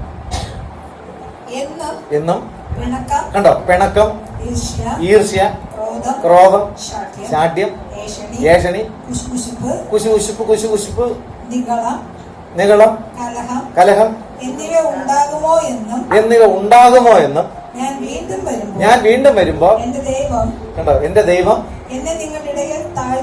എന്നെ നിങ്ങൾ കണ്ടോ നിങ്ങളുടെ ഇടയിൽ എന്നെ ഇത്രയും കാലം ശുശ്രൂഷ ചെയ്തിട്ടും വീണ്ടും ഈ പറഞ്ഞ കുഴപ്പങ്ങളിൽ എന്ത് ചെയ്യാണ്, കിടക്കുകയാണ്. അപ്പോ നിങ്ങൾ ഈ അവസ്ഥയിൽ കാണുമ്പോൾ ചുമ്മാതെ ഞാൻ എന്ത് ചെയ്യത്തില്ല, ഇരിക്കത്തില്ല. ഞാൻ കാര്യമായിട്ട് എന്ത് ചെയ്യും, പറയും.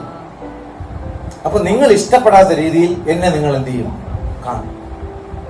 എന്തുകൊണ്ടാണെന്നുള്ള കാര്യം എന്ത് ചെയ്യും, അങ്ങ് വിടും. പൗലോസിനെ ഇവർ കാണാൻ ആഗ്രഹിക്കുന്ന എന്താണ്, വെളിപ്പാട് മാത്രം പറയുന്ന പൗലോസിനെ. പക്ഷെ ജനം എങ്ങനെ ഇരിക്കണം? പിണക്കം, ഈർഷ്യ, ക്രോധം, ശാഠ്യം, ഏഷണി, കുശുകുശുപ്പ്, നിഗളം, കലഹം, മത്സരം, ഭിന്നത, ശാഠ്യം, ഏഷണി, ഇവയെല്ലാം ഇരിക്കുമ്പോ പൗലോസ് കർത്താവ് എല്ലാരെയും അനുഗ്രഹിക്കട്ടെ, ഈ വ്യാപരിക്കുന്ന എല്ലാത്തിനും ദൈവം പ്രതിഫലം തരട്ടെ എന്നുള്ള രീതിയിൽ ശുശ്രൂഷ ചെയ്യുന്നതാണ് വിശ്വാസികൾ എന്ത് ചെയ്യുന്നത്, ചിന്തിക്കുന്നത്. അതുകൊണ്ടാണ് പൗലോസ് പറയണത്, നിങ്ങൾ ഉദ്ദേശിക്കുന്ന രീതിയിൽ എന്നെ എന്ത് ചെയ്യത്തില്ല, കാണത്തില്ല, ഞാൻ ചോവിന് എന്ത് ചെയ്യും. പറയും. ഇവിടെ ഉണ്ടോ? തിരുത്തപ്പെടണ്ടേ? സ്വർഗത്തിൽ പോകണ്ടേ? ഹല്ലേലൂയ. വീണ്ടും നമ്മൾ ഒരു കാര്യങ്ങൾ ഓടിച്ച് നമ്മൾ ചിന്തിക്കാറുണ്ട്. രണ്ടാമത് പറഞ്ഞ ഹെർമോനിയ മഞ്ഞാണ്. ഹെർമോനിയ മഞ്ഞ്. ആദ്യം നമ്മൾ ചിന്തിച്ചത് തൈലം, ഇപ്പൊ ചിന്തിക്കുന്നതാണ് ഹെർമോന്യ മഞ്ഞ്. അപ്പോ സഹോദരന്മാർ ഒത്തൊരുമിച്ച് കൂടുമ്പോൾ ഈ തൈലവും ഉണ്ടാകണം, ഹെർമോന്യ മഞ്ഞും എന്ത് ചെയ്യണം. ഈ ഹെർമോന്യ മല അല്ലെങ്കിൽ ഈ ഏതാണെന്ന് നമ്മൾ അറിയണമെങ്കിൽ ആവർത്തന പുസ്തകം 4-ാമത്തെ 48-ാം വാക്യം. ഹെർമോൻ എന്ന സിയോൻ പർവ്വതം. അപ്പൊ ഹെർമോൻ എന്താണ്? സിയോൻ പർവ്വതമാണ്. ഈ ഹെർമോന്യ മല ഏതാണ്? സിയോനാണ്. സിയോൻ ദൈവത്തിന്റെ സ്ഥലം, ദൈവത്തിന്റെ വാസമുള്ള ഇടം. ഈ ഹെർമോന്യ മലയാണ് ഒലിവ് മല, കർത്താവ് രൂപാന്തരപ്പെട്ട മല. ഈ ഹെർമോന്യ എന്ന മലയുടെ മുകൾ ഭാഗം എപ്പോഴും എന്താണ്? മഞ്ഞ് കൊണ്ട് എന്തിരിക്കും? മൂടിയിരിക്കും എപ്പോഴും. അല്ലെങ്കിൽ ഏത് കാലത്തും ഈ ഹെർമോന്യ മലയുടെ അടിവാരത്തിൽ മുന്തിരിത്തോട്ടങ്ങളാണ് മുഴുവൻ. മുകളിൽ എന്താണ്? മുഴുവനും മഞ്ഞാണ്. കീഴ്വശത്തിൽ എന്താണ്? മുന്തിരിത്തോട്ടം. ഹല്ലേലൂയ. ഈ ഹെർമോന്യയിലെ മഞ്ഞ് പോലെ സഹോദരന്മാർ ഒത്തൊരുമിച്ച് കൂടുമ്പോൾ ദൈവം അവിടെ എന്ത് ചെയ്യും? അതുപോലെയാക്കും. ആവർത്തന പുസ്തകം 32-ാം വാക്യത്തിൽ അവിടെ വായിക്കുന്നത്, മഴ പോലെ എന്റെ ഉപദേശം പൊഴിയും അവിടം. ഉണ്ടോ? എന്റെ വചനം മഞ്ഞുപോലെയും ഇളംപുല്ലിന്മേൽ പൊടിമഴ പോലെയും സസ്യത്തിന്മേൽ മാരി പോലെയും ചൊരിയും. ദൈവസഭയിലെ വിശുദ്ധമായ ആത്മാവിന്റെ ഐക്യതയിൽ ദൈവമക്കൾ ഒരുമിച്ച് കൂടുന്നുണ്ടെങ്കിൽ അവിടെ ദൈവത്തിന്റെ വചനം പൊഴിക്കും. മരുഭൂമിയിൽ ദൈവം മന്ന പൊഴിച്ചുവെങ്കിൽ ദൈവസന്നിധിയിൽ ആ സിയോൻ അനുഭവത്തിൽ മറുരൂപാ മലയിൽ കർത്താവായിരിക്കുമ്പോൾ ഓർക്കണം, കർത്താവ് പ്രാർത്ഥിച്ചു കൊണ്ടിരിക്കുമ്പോൾ, ആ മറുരൂപാ മലയിൽ കർത്താവ് പ്രാർത്ഥിച്ചുകൊണ്ടിരിക്കുമ്പോൾ അവന്റെ മുഖം എന്ത് ചെയ്തു? മാറാൻ തുടങ്ങി. തേജസ് കൊണ്ട് എന്ത് ചെയ്യാൻ തുടങ്ങി? നിറയാൻ തുടങ്ങി. അവന്റെ ശരീരം തേജസ്കരിക്കപ്പെടുന്നു. ഹെർമോന്യ മലയിൽ ദൈവത്തിന്റെ മക്കൾ ആത്മാവിൽ പ്രാർത്ഥിക്കുമ്പോൾ മുഖചൈതന്യം, ആത്മാവിന്റെ മുഖചൈതന്യം ഉണ്ടാകും. അകത്ത് മനുഷ്യന് രൂപാന്തരം ഉണ്ടാകും, ദേഹിക്ക് രൂപാന്തരം ഉണ്ടാകും, ശരീരത്തിന്റെ ദുഷ്പ്രവർത്തികൾ വിടും. നീ ഉന്നതിയിലേക്ക് എന്ത് ചെയ്യുന്നു? നീ ആയിരിക്കുമ്പോൾ അവിടം ദൈവത്തിന്റെ മഞ്ഞ് ഒഴിക്കുന്നത് പോലെ ദൈവത്തിന്റെ വചനം എന്ത് ചെയ്യും? Hallelujah, glory to God. മഞ്ഞിറങ്ങി വരും. മഴയിൽ എന്തുണ്ട്? അന്തരീക്ഷത്തിലെ മാലിന്യം. മഞ്ഞിൽ എന്തില്ല? മാലിന്യമില്ല. നീ യഥാർത്ഥമായിട്ട് ഇരിക്കേണ്ടിയിടത്ത് നീ ഇരുന്നാൽ, കേൾക്കേണ്ടത് നീ കേട്ടാൽ, ശുദ്ധീകരണം നീ പ്രാപിച്ചാൽ, അഭിഷേകം നീ പ്രാപിച്ചാൽ, തലയിൽ നിന്ന് കീഴേക്ക് വസ്ത്രത്തിന്റെ വിളമ്പ് വരെ ആ അഭിഷേകം നീ പ്രാപിച്ചിട്ടുണ്ടെങ്കിൽ കലർപ്പില്ലാത്ത ദൈവത്തിന്റെ വചനം നിന്റെ ആത്മമണ്ഡലം അറിയും. ഹല്ലേലൂയ.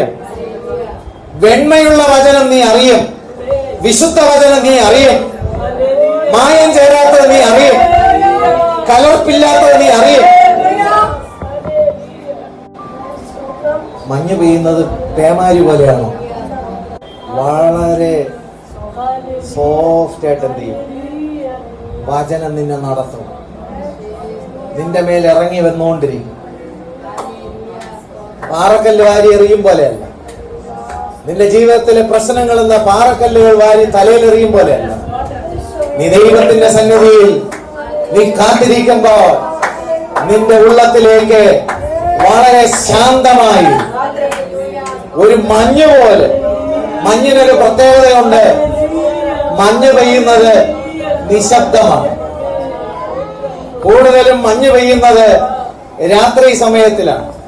ലോകം അന്ധകാരത്തിൽ ഇരിക്കുമ്പോൾ, കൂട്ടുകാരെല്ലാരും അന്ധകാരത്തിൽ ഇരിക്കുമ്പോൾ, നിന്റെ ഉള്ളത്തിൽ നീ ദൈവത്തോടൊരു ബന്ധമുണ്ടെങ്കിൽ, അന്ധകാരത്തിന്റെ നിന്ന് അന്ധകാരത്തിലേക്ക് പോകുമ്പോൾ, ഏത് രാത്രിയുടെ യാമത്തിലും നിന്റെ ഉള്ളത്തിലേക്ക് പൂമഴ പോലെ ദൈവത്തിന്റെ വചനം, മാലിന്യമില്ലാത്ത വചനം, നിഷ്കളങ്കതയോടുകൂടി ദൈവസന്നിധി അഭിഷേകം പ്രാപിച്ചിട്ടുണ്ടെങ്കിൽ നിശബ്ദമായി മഞ്ഞ് പെയ്യുന്നത് പോലെ, തുടർമാനമായി മഞ്ഞ് പെയ്യുന്നത് പോലെ അത് നിന്റെ മേൽ ഇറങ്ങി വരുമ്പോൾ, ആ വെളിച്ചത്തിൽ നിന്ന് വെളിച്ചത്തിലേക്ക് നീ വരുവോളം, ഏതൊരു ഇരുണ്ട അനുഭവത്തിന്റെ മധ്യത്തിലും ദൈവത്തിന്റെ ആത്മാവ് വചനത്തിൽ നിന്റെ ഉള്ളത്തിലേക്ക് ഇറങ്ങി വരും.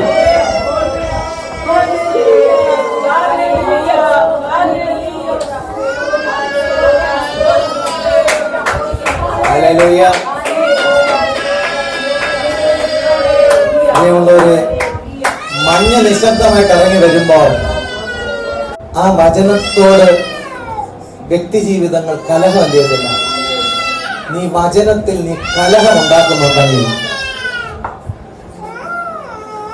നീ പ്രാപിക്കുന്നത് മഞ്ഞല്ല. ഏതൊരു വചനവും ദൈവം നിനക്ക് തരുമ്പോൾ കലഹം ഉണ്ടാക്കാതിരിക്കാൻ എന്ത് ചെയ്യണം? ഹലോ, കലഹമുണ്ടെങ്കിൽ അതെന്തല്ല?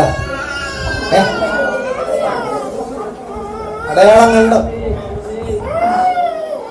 ഇതുപോലെയാണ് പലപ്പോഴും എന്ത് ചെയ്യുന്നത്, വിശ്വാസികൾ എന്ത് ചെയ്യുന്നത്, വചന ശുശ്രൂഷ ചെയ്യുമ്പോൾ അതിനെ ചൊല്ലി കലഹം എന്ത് ചെയ്യും, ഉണ്ടാക്കും. നീ പ്രാപിച്ചിരിക്കുന്നത് മഞ്ഞു പോലെയാണെങ്കിൽ വചനത്തിൽ നിനക്ക് യാതൊരു കലഹവും നീ സഭയിൽ ഉണ്ടാക്കത്തില്ല.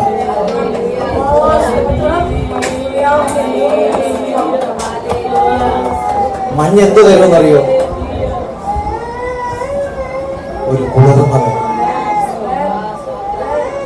നീ ഹെർമോന്യ മലയിൽ രൂപാന്തരപ്പെടുന്ന അനുഭവത്തിൽ നീ പ്രാർത്ഥനയിൽ ചുമ്മാ വാഴക്കപ്പം ബജി കിട്ടുമെന്ന് പ്രാർത്ഥിച്ചുകൊണ്ടിരുന്നാലും ഇത് കിട്ടൂല. വചനത്തിൽ നീ ഏൽപ്പിച്ചു കൊടുത്താൽ, നിന്റെ ജീവിതത്തെ നീ താഴ്ത്തി ഏൽപ്പിച്ചു കൊടുത്താൽ, ആ അഭിഷേകത്തിലേക്ക് നീ ഏൽപ്പിച്ചു കൊടുത്താൽ, പ്രിയമുള്ളവരെ, ശരീരത്തിന് പോലും നിന്റെ ആത്മാവിനെ നശിപ്പിച്ചു കൊണ്ടാകുന്നുള്ള പ്രവണത എന്തിയാണ് കിടക്കണം. വലിയ ആത്മീയരൊക്കെയാണ്, പക്ഷെ നീ സൂക്ഷിച്ചില്ല. ഈ മഞ്ഞ് നിന്റെ മേൽ വീഴുന്നത് വരെയും നിങ്ങൾ ദൈവസന്നിധിയിൽ ഇരിക്കുമ്പോൾ വചനത്തിന്റെ വെളിപ്പാട് നിന്റെ ആത്മമണ്ഡലത്തിൽ ഇറങ്ങണമെങ്കിൽ, നീ ദൈവസന്നിധിയിൽ ഇരിക്കുമ്പോൾ, നീ സഭയിൽ ഇരിക്കുമ്പോൾ വെളിപ്പെടുത്തുന്ന വചനങ്ങൾ മഞ്ഞുപോലെ നിന്റെ ആത്മാവിന്റെ പ്രതലത്തിൽ വന്ന് അടിയുന്നുണ്ടെങ്കിൽ, അത് ഹിമം പോലെ വെളുത്ത് വന്ന് അടിയുന്നുണ്ടെങ്കിൽ, അത് അട്ടിയായി വന്ന് അടിയുന്നുണ്ടെങ്കിൽ,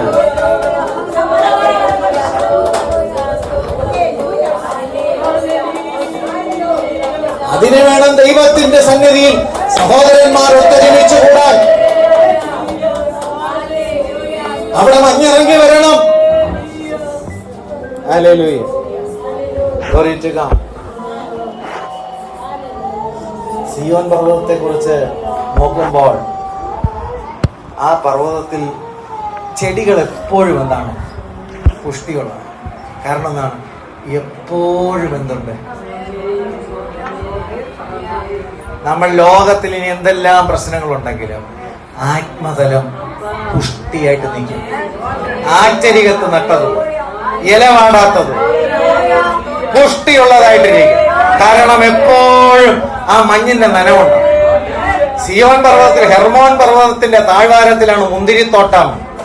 അതിന്റെ മുകളിലേക്ക് വരുമ്പോൾ മുഴുവനും പുഷ്പിച്ച് നിൽക്കും. മഞ്ഞിറങ്ങി വരുന്ന ഇടം പൂക്കൾ കൊണ്ട് നിറയും. പൂക്കളുണ്ടെങ്കിൽ അതിനകത്ത് എന്തുണ്ട്? ഫലമുണ്ട്. ദൈവാത്മാവിന്റെ അഭിഷേകമുള്ള സഭയിൽ ദൈവത്തിന്റെ മക്കൾ ആത്മാവിനാൽ ഒരു പുഷ്പത്തെ പോലെ വിടരുകയും ദൈവസന്നിധിയിൽ അത് വിടരുകയും, ഹല്ലേലൂയ, ആത്മാവിന്റെ ഫലം എന്ത് ചെയ്യും? ഉളവാക്കുകയും ചെയ്യാം. ഹല്ലേലൂയ. പ്രിയമുള്ളവരെ, ഈ മഞ്ഞിന് ദൈവം തടയൽ വയ്ക്കുമോ? വയ്ക്കും. ഹൃദയത്തിൽ വിഗ്രഹം ഉണ്ടെങ്കിൽ ഈ മഞ്ഞ് ദൈവം തടയും. അകൃത്യമുണ്ടെങ്കിൽ തടയും. ഒരുപാട് കാര്യങ്ങളിൽ ദൈവം തടയും. 1-2 വാക്യങ്ങൾ. 1 രാജാക്കന്മാർ 17:1. എന്നാൽ ഗിലെയാദിലെ തിശ്ബിയിൽ നിന്നുള്ള തിശ്ബീനായ ഏലിയ ആഹാബിനോട്, ഞാൻ സേവിച്ചു നിൽക്കുന്ന ഇസ്രായേലിന്റെ ദൈവമായ യഹോവയാണ്, ഞാൻ പറഞ്ഞല്ലാതെ ഈ ആണ്ടുകളിൽ മഞ്ഞും മഴയും ഉണ്ടാകയില്ല. ശിക്ഷാവിധി. ഹല്ലേലൂയ. കാരണം എന്താണ്? അന്യാരാധനകൾക്ക് പ്രാധാന്യമുണ്ടായി, ബാൽവിഗ്രഹങ്ങൾക്ക് പ്രാധാന്യമുണ്ടായി. ജനത്തിന്റെ ഹൃദയത്തിൽ വിഗ്രഹാരാധന വർദ്ധിച്ചപ്പോൾ ദൈവസന്നിധിയിൽ പ്രവാചകന് ദൈവം കൊടുത്തിരിക്കുന്ന അധികാരത്തിൽ ദൈവത്തിന്റെ സന്നിധിയിൽ പറയണം, ഞാൻ പറഞ്ഞിട്ടല്ല. ഇനി മഞ്ഞ് എന്ത് ചെയ്തില്ല? ഉണ്ടാകത്തില്ല, മഴയും ഉണ്ടാകത്തില്ല. പ്രിയമുള്ളവരെ, ദൈവം അടയ്ക്കും കൂടി ചെയ്യുമെന്ന് എന്ത് ചെയ്യരുത്, മറക്കരുത്. ഹല്ലേലൂയ. എങ്ങനെ നോക്കിയാലും ദൈവവചനം എന്ത് ചെയ്യത്തില്ല, കേൾക്കാൻ പറ്റാതെയാവും. എത്ര സമയം ഇരുന്നാലും എന്ത് ചെയ്യത്തില്ല, കേൾക്കാൻ പറ്റാതെയാവും. എത്ര ശ്രമിച്ചാലും എന്ത് ചെയ്യാൻ പറ്റാതാവും, കാര്യം മനസ്സിലാവാതെ. അവസാനം എന്ത് തെറ്റും, സഭ വിട്ടുപോകും. ഹലോ, പിടിച്ചു നിൽക്കുന്ന എനിക്കായി സ്വന്തം, പിടിച്ചു നിൽക്കുന്ന ഓരോരുത്തർക്കായിട്ട് സ്വന്തം. ഹല്ലേലൂയ. ഉറങ്ങിയും തൂങ്ങിയൊക്കെ ആണെങ്കിലും അവർക്കായിട്ടും സ്വന്തം. കാര്യം എന്തെങ്കിലുമൊക്കെ എന്ത് ചെയ്യും, കിട്ടുമല്ലോ സ്വന്തം. അല്ലെ? രണ്ടാമത് മറ്റൊരു കാര്യം പറയണു. 2 ശമൂവേൽ. ഒരാണ്ട് മുഴുവനോ 3.5 വർഷക്കാലം എന്ത് ചെയ്യില്ല, ഒന്ന് ആലോചിച്ച് നോക്ക്. ഈ മഞ്ഞും ഇതൊന്നും ഇല്ലെങ്കിൽ വരണ്ടു പോവും, ആത്മീയ വരൾച്ച ഉണ്ടാവും. 2 ശമൂവേൽ 1:21. ഗിൽബോവ പർവ്വതങ്ങളെ, നിങ്ങളുടെ മേൽ മഞ്ഞോ മഴയോ പെയ്യാതെയും വഴിപാട് നിലങ്ങൾ ഇല്ലാതെയും പോകട്ടെ. ഈ വഴിപാട് നിലങ്ങൾ, ചില നിലങ്ങളിലാണ് എന്ത് ചെയ്യുന്നത്, അന്നത്തെ കാലഘട്ടങ്ങളിൽ ദൈവാരാധനയ്ക്ക് വേണ്ടിയിട്ട് പോലും എന്ത് ചെയ്ത് യാഗപീഠങ്ങൾ എന്ത് ചെയ്തുകൊണ്ടിരുന്നത്, പണിതുകൊണ്ടിരുന്നത്. ദാവീദും അങ്ങനെ എന്ത് ചെയ്തു, വില കൊടുത്ത് വാങ്ങിച്ച ഇടത്തിലാണ് ദൈവത്തെ ആരാധിപ്പാൻ യാഗപീഠം എന്ത് ചെയ്തത്, പണിതത്. ഇവിടെ പറയുന്നത്, ഗിൽബോവ പർവ്വതങ്ങളെ, നിങ്ങളുടെ മേൽ മഞ്ഞോ മഴയോ പെയ്യാതെയും വഴിപാട് നിലങ്ങൾ ഇല്ലാതെയും പോകട്ടെ. ശാപവാക്കാണ് പറയുന്നത്. അവിടെയല്ലോ വീരന്മാരുടെ പരിച എറിഞ്ഞു കളഞ്ഞത്. എന്തുകൊണ്ടാണ് ഈ മഞ്ഞ് നിന്നുപോയത്? വീരന്മാരുടെ പരിച എന്ത് ചെയ്ത് എറിഞ്ഞു കളഞ്ഞത്. എന്തിനു വേണ്ടിയിട്ടാണ് ദൈവം ഈ പരിച തന്നത്? യുദ്ധത്തിന് വേണ്ടി. നിങ്ങൾക്ക് യുദ്ധം ആരോടാണ്? വാഴ്ചകളോടും അധികാരങ്ങളോടും ഈ ലോകത്തിന്റെ അന്ധകാരത്തിന്റെ അധിപതികളോടും സ്വർലോകത്തിലെ ദുഷ്ടാത്മസേനകളോടും. നിങ്ങൾക്ക് ദൈവം നൽകിയിരിക്കുന്ന വ്യക്തി ജീവിതങ്ങൾക്ക് വേണ്ടി, അവരുടെ ആത്മാവ് നഷ്ടപ്പെട്ടു പോകാതിരിക്കാൻ വേണ്ടി, ദൈവമാക്കി വെച്ചിരിക്കുന്ന സഭ ശിഥിലമായി പോകാതിരിക്കാൻ വേണ്ടി, ദൈവത്തിന് വേണ്ടി നിൽക്കാൻ വേണ്ടി ദൈവം അഭിഷേകം ചെയ്യുമ്പോൾ, ദൈവം അഭിഷേകം ചെയ്ത ആയുധത്തെ നീ എന്ത് ചെയ്തു? വലിച്ചെറിഞ്ഞു. നിനക്ക് സഭ പ്രധാനമല്ല, നിന്റെ കൂട്ടു സഹോദരങ്ങളുടെ ആത്മാവിന്റെ രക്ഷ നിനക്ക് പ്രധാനമല്ല. ദൈവം വിളിച്ച് അഭിഷേകം കൊടുത്തിരിക്കുന്ന വ്യക്തി ജീവിതങ്ങളും അവരുടെ ശുശ്രൂഷകളും നിനക്കെന്തല്ല, പ്രധാനമല്ല. അതിനെ പരിചരിക്കാൻ, അതിനെ പ്രൊട്ടക്ട് ചെയ്യുവാൻ തക്കവണ്ണം പോരാടി പ്രാർത്ഥിപ്പാൻ, അതിനെ പോരാടുന്ന ശത്രു സൈന്യത്തെ തടഞ്ഞു നിർത്താനുള്ള ആയുധങ്ങൾ ദൈവം നിനക്ക് തന്നിട്ട് നീ അതിനെ എന്ത് ചെയ്തു? വലിച്ചെറിഞ്ഞു. മനസ്സിലായോ? പ്രാർത്ഥന ഉപേക്ഷിക്കുമ്പോൾ നീ വലിച്ചെറിയുകയാണ്. മധ്യസ്ഥത ചെയ്യാൻ വിളിക്കുമ്പോൾ നീ വലിച്ചെറിയുകയാണ്. ശത്രുവിനെ തടയുവാൻ ദൈവം തന്ന ആയുധം നീ വലിച്ചെറിഞ്ഞു. കേൾക്കുന്നുണ്ടോ? ഉണ്ടമ്പരി പ്രസംഗിക്കാൻ വലിയ ആന കാര്യമൊന്നുമല്ല. മനസ്സിലാകുന്നുണ്ടോ? നിനക്ക് തന്ന ആയുധം എവിടെ? തടയാൻ തന്ന ആയുധം എവിടെ? നിനക്ക് തന്ന വ്യക്തി ജീവിതങ്ങളെ സംരക്ഷിക്കാൻ നിനക്ക് തന്ന ആയുധം എവിടെ? ഇന്ന് നമ്മൾ ഈ ആയുധം പ്രയോഗിക്കുന്നില്ലെങ്കിൽ നമ്മുടെ പ്രിയപ്പെട്ടവരെ പിശാച് എന്ത് ചെയ്യും? നീ അതെന്ത് ചെയ്തു? വലിച്ചെറിഞ്ഞത് കൊണ്ട്. എന്നിട്ട് അടുത്ത് പറഞ്ഞെന്താ?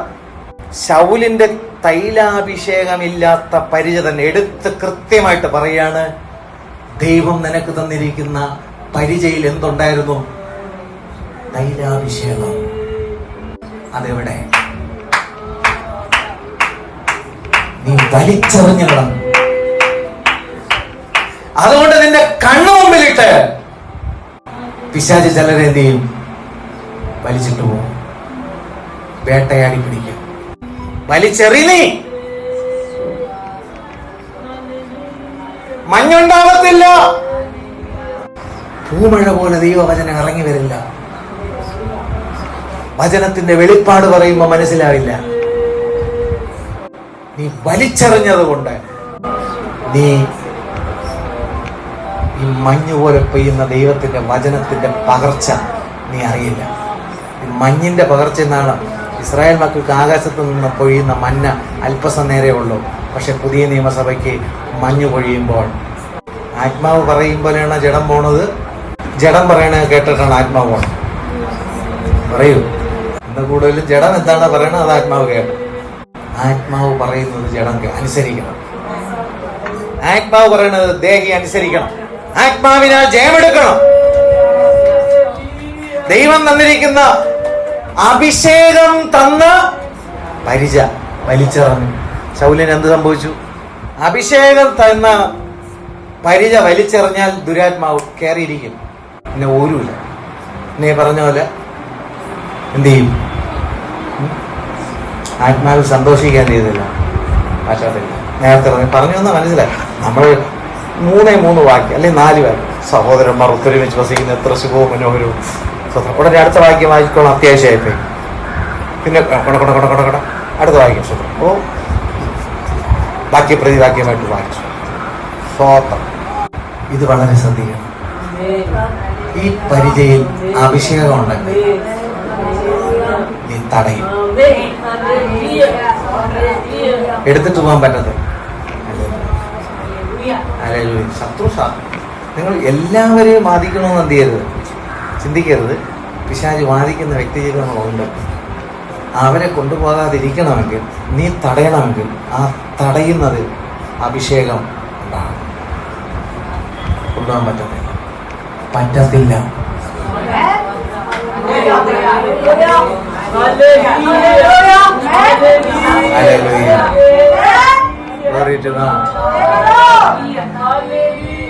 മനസ്സിലാവുന്നുണ്ട്?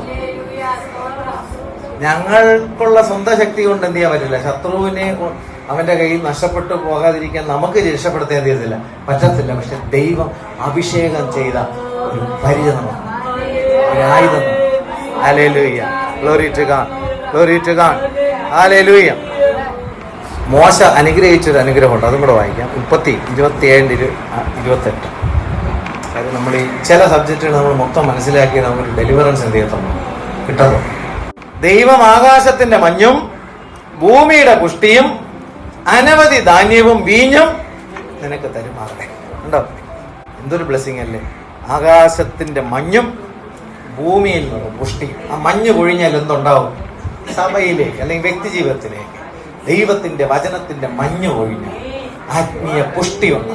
അല്ലെ, ആത്മീയ പുഷ്ടിയുണ്ട്. ആ മഞ്ഞ് പൊഴിയുന്നില്ലെങ്കിലോ വരണ്ടു. അല്ലേ? എന്തുകൊണ്ടാണ് ചില വ്യക്തി ജീവിതങ്ങളിൽ എന്ത് വിഷയം വന്നാലും ഒരു പുഷ്ടി ഉണ്ടാകുന്നതെന്ന് ചോദിച്ചു? ആത്മീയ പുഷ്ടി. ശരീരം നമുക്ക് എന്താണ് അല്ലെങ്കിൽ, പക്ഷെ ആത്മീയ പുഷ്ടി ഉണ്ടാകുന്നതിന്റെ കാരണം ദൈവത്തിന്റെ വചനം തന്നെയാണ്. കർത്താവിന്റെ നാമം വാഴ്ത്തപ്പെടുമാറാകട്ടെ. ഫൈനൽ ആൻഡ് ലാസ്റ്റ് ആയിട്ട് ഹോശയ്യ 14-ാമത്തെ അധ്യായം.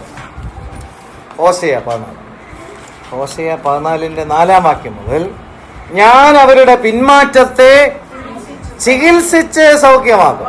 ദൈവം പറയും, ഞാൻ അവരുടെ പിന്മാറ്റത്തെ ചികിത്സിച്ച് സൗഖ്യമാക്കും. എന്റെ കോപം അവനെ വിട്ടുമാറിയിരിക്കുകയാൽ ഞാൻ അവരെ ഔദാര്യമായി സ്നേഹിക്കും. ഞാൻ ഇസ്രായേലിന് മഞ്ഞുപോലിരിക്കും. ദൈവജനത്തിന്റെ മേൽ അവൻ മഞ്ഞുപോലെ ഇരിക്കും.